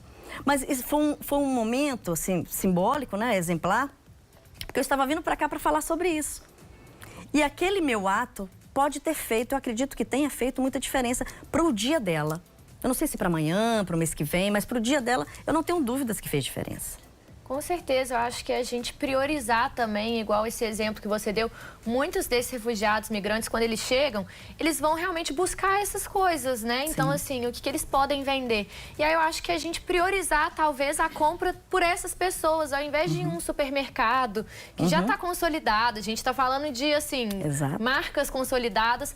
Então, você, nesse pequeno, assim, a gente consegue. E realmente muito simbólico se ter acontecido na sua vinda para cá. Fiquei até emocionada, assim, com esse seu relato, porque é o que você falou também, outra coisa que a gente deve se atentar à hipocrisia, né? Então, assim, a gente pode falar aqui, mas no dia a dia, se a gente não tiver em concordância com o que a gente está falando, então não está fazendo muita diferença. Verdade. Né? Com certeza. E tem que pensar também que essas pessoas, muitas vezes, estão tentando viver só o dia de hoje, né? Exatamente. Então, no caso dessa mulher, por exemplo, como você falou, talvez comprar os panos de prato dela não tenha resolvido o problema dela, mas talvez tenha garantido o dia de hoje, né? Ela sabe que pelo menos até amanhã ela vai ter a segurança de poder ter o que comer e dar pro filho dela. Então, eu acho que é realmente muito importante a gente ter esse olhar e entender se eu posso ajudar, por que não, né? E a gente viu aqui na nossa reportagem um projeto da FJF de acolhimento dessas pessoas. Quais que são outras instituições parceiras nesse acolhimento? Talvez para o pessoal que queira saber como trabalhar, como se voluntariar, como participar, ou até para indicar para alguém que conhece, às vezes conhece, em contato com alguém que está aí, né, nessa situação, poder indicar o trabalho dessas instituições. Vocês têm alguma outra para passar para a gente? No site da Prefeitura de Juiz de Fora, tem alguns projetos que estão, inclusive, já inscritos. Projetos de cunho religioso, centros espíritas, associações católicas, umbandistas, que ajudam dessa referência dessas pessoas em termos de bairros, por exemplo, região leste, região norte, região sudeste da cidade, onde essas pessoas possam procurar pela Sociedade Pro Melhoramentos, por exemplo, essas que estão inscritas na Prefeitura, onde seria um primeiro momento de contato. Então, no site da Prefeitura, antes de eu vir para cá para a gente trocar umas ideias, etc., tem vários links mostrando em que lugares que é possível que a gente entre e veja as possibilidades de ter um acolhimento inicial, para que depois isso possa virar macro. E é importante que se diga também, a fala de vocês foi muito importante no sentido de o que nós podemos fazer do pequeno para o grande, né? Os humanos, a humanidade, ela atua como humana no momento que ela faz esse movimento. Hoje eu me senti mais humana do que tudo. Foram 6 panos de prato, não é o quantitativo. E eu estou falando desse pequeno detalhe porque eu poderia ser, por exemplo, levar um casal de venezuelano numa padaria e pagar um café, entregar um pão de sal. Coisas que aparentemente não resolvem o dia deles, não resolvem o dia de ninguém. Mas as pequenas humanidades é o que leva a gente a um mundo melhor. Sabe, pequenas construções, o trabalho de formiguinha no sentido de que o que você pode fazer, e você, e eu, e todos nós que estamos aqui. Parece que é pouco, mas para quem recebe é muito. Luciana, acho que assim, não tem nem como eu encerrar sem ser com essa sua última fala, porque realmente eu acho que é o que fica de maior nesse programa hoje, que foi bem especial, que a gente trouxe, né, a história das famílias, os projetos e agora o bate-papo com você. Então, eu acho que a sua fala realmente encerrou, assim, a ideia do nosso programa de hoje. Então, muito obrigada pela sua participação. Foi um prazer te receber aqui hoje. Eu que agradeço, meninas. Muito obrigada a todos em casa. espero que seja a primeira de muitas vezes para a gente bater um papo. Com certeza. Obrigada. 11h49, hora do almoço tá batendo aí e com ele, é claro, bora rangar. Então a gente vai finalizar o nosso programa de hoje com a finalização do frango com quiabo. Então não dá para perder, a gente volta já já com Bora Rangar.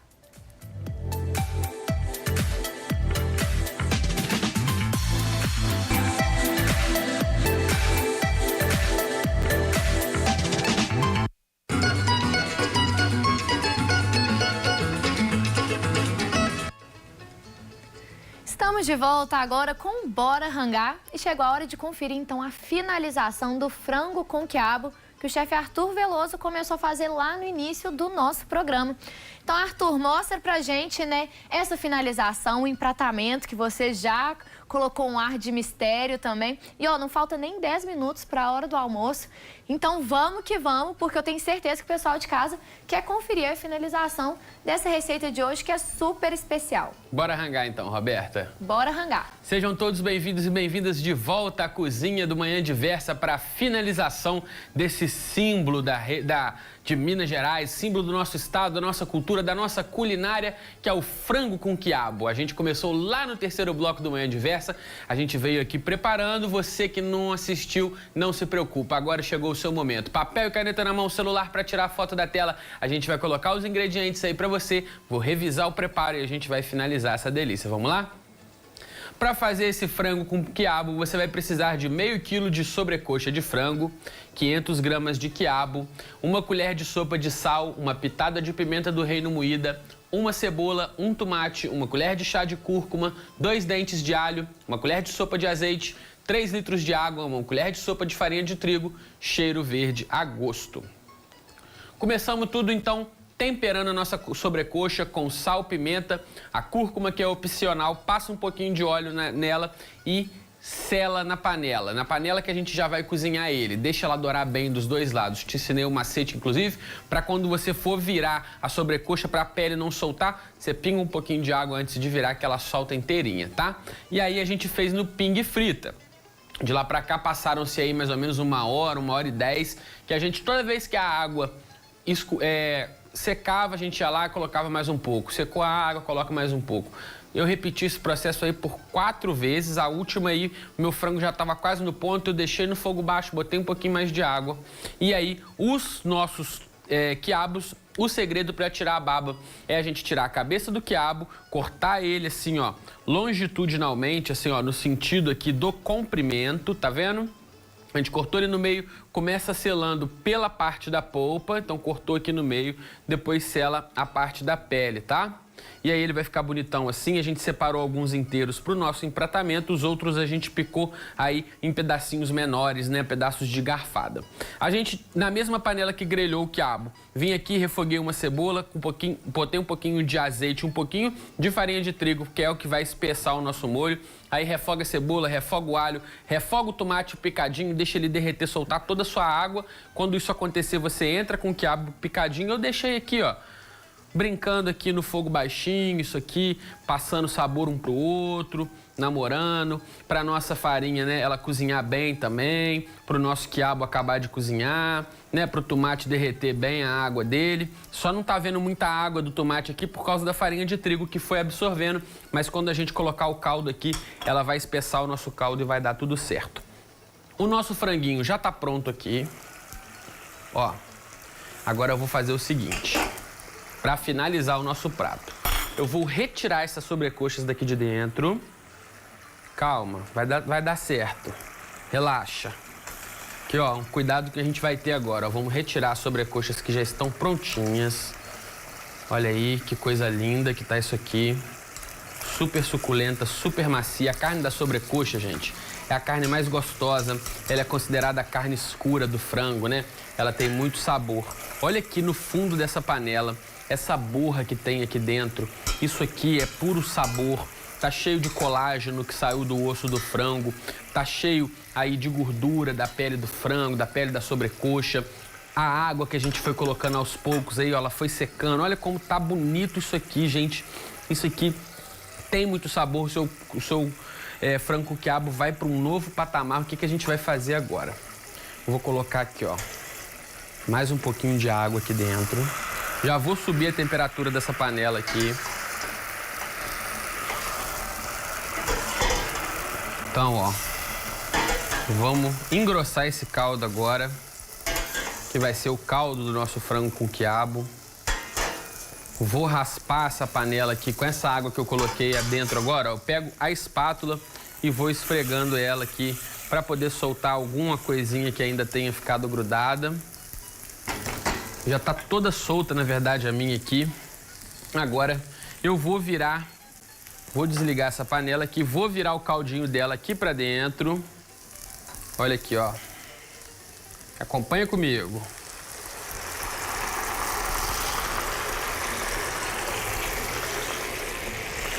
Aí, agora, esse caldo ele vai ganhar corpo com a farinha de trigo que a gente botou ali. E aí, enquanto ele ganha corpo, ó, antes de eu voltar ali com a sobrecoxa ali pra dentro, vem cá, dá uma misturada. Olha só como já ficou grossinho, tá vendo esse molhinho? Por causa mesmo da farinha de trigo, ó. Tá no fogo máximo aqui. Já vou botar pra cá as sobrecoxas de frango. Vou ajeitar elas aqui, ó, para fazer um prato bem bonito, para a fotografia ficar maravilhosa no final. Olha como essa pele, né? Tá douradinha, tá bonita. Olha aí, ó, que prato saboroso que você tem. Pode fazer com outros cortes, pode fazer com frango inteiro, cortado em pedaços. Vai ficar gostoso do mesmo jeito, tá? Mas a sobrecoxa é meu corte favorito e ela vai muito bem aqui. Olha aqui, ó. A gente tem um caldo super nutritivo, um caldo super cremosinho. Se você tá gostando dessa receita, tá gostando do Manhã Diversa, curte o Bora Rangar, assiste, faz as minhas receitas. Vou te pedir um favor agora. Me segue lá no Instagram, @chefarturveloso. Vai ser bom pra mim, mas vai ser bom pra você também, porque lá tem conteúdo extra, tem bastidores, tem algumas receitas que eu coloquei lá. Você vê o meu dia a dia como chefe de cozinha também, outros trabalhos. É muito bacana lá meu Instagram. E aí, você fizer esse frango com quiabo, se eu te inspirei a comer um franguinho com quiabo essa semana, posta, me manda foto, me marca. Quem sabe você não faz igual a Carol Pinheiro que apareceu hoje aqui no último bloco do Bora Rangar, não é mesmo? Pode ser que você estrele aqui, ó, com a sua receita aí na nossa telinha, tá? Segue também a TV Diversa em todas as redes sociais, Twitter, Instagram, Facebook, TikTok, @TV Diversa, também no YouTube, que mais tarde sai a receita lá. Se você perdeu, se você tá ligando agora, tá vendo só essa beleza pronta, assiste lá no YouTube, que tá tudo lá. É só buscar TV Diversa no YouTube, sai tudo lá, então fica fácil para você. Você pode ir também no nosso WhatsApp, que vai aparecer aqui na tela. Lá você pode mandar perguntas, lá você pode pedir sugestão de receita também, pode mandar alguma reclamação, tirar dúvida. Fica à vontade, o canal é seu para você conversar com a gente, tá? Dá licença, ó. A panela tá borbulhante, já tá pronto. Eu vou tirar ela aqui pro meio. Gente, não é brincadeira não, hoje o negócio tá sério aqui, hein? Ó, aí aqui, pra finalizar, a gente vai colocar... Tá bonito, hein? Tá bonito, hein? Olha aí que coisa linda. A gente vai pegar, ó, e vai colocar esses quiabinhos que a gente grelhou, que estão assim de comprido, vai ficar super bonito aqui na nossa panela. Olha aí, ó, para dar um charme a mais. Esse gostinho da caramelização do quiabo fica incrível, você precisa experimentar. Ó, vou aqui decorar com esses quiabinhos. Vamos lá, vou passar eles aqui para dentro. E aí, é só um cheirinho verde para finalizar e ser feliz. Estão servidos? Olha aí, ó, Thiago, meu estagiário, preparou um arroz branquinho. Agora eu vou preparar um prato de milhões aqui, ó. Quer ver? Vou pegar esse prato bonito aqui, ó, que tem cara de PF, tem cara aí, ó, aquela comida de boteco, aquele boteco que serve um almoço, sabe? Isso aqui é a cara disso, ó. Vou fazer assim, ó, uma caminha de arroz aqui. Não exagera no arroz não, porque tem que entrar um pedação de frango aqui ainda, né? O arroz de João Paulo tá mandando pôr mais. Ó, vou pegar, primeiro vou chegar pra cá, que eu vou pegar um pouco desse caldinho pra molhar o meu arroz. Ó, com bastante quiabo. preparando o terreno para essa sobrecoxa que vai entrar bonitona aqui em cima. Ó, olha que coisa linda que ficou isso aqui, gente. E aí, a gente pega uma tira dessa de quiabo, coloca por cima assim do frango. Tcharam, tá pronto aí o nosso preparo. Olha aí, João Paulo, que coisa linda. Ó, saindo fumacinha. Hoje não tem jeito não, tem que ser garfo e faca. Dá licença, gente, ó. Vou pegar aqui garfo e faca. Vou tirar um pedaço dessa olha só, não precisa nem cortar. Tá soltando as lascas. Um pouquinho de arroz, um pedacinho de quiabo. E bora ser feliz, dá licença. Bora rangar.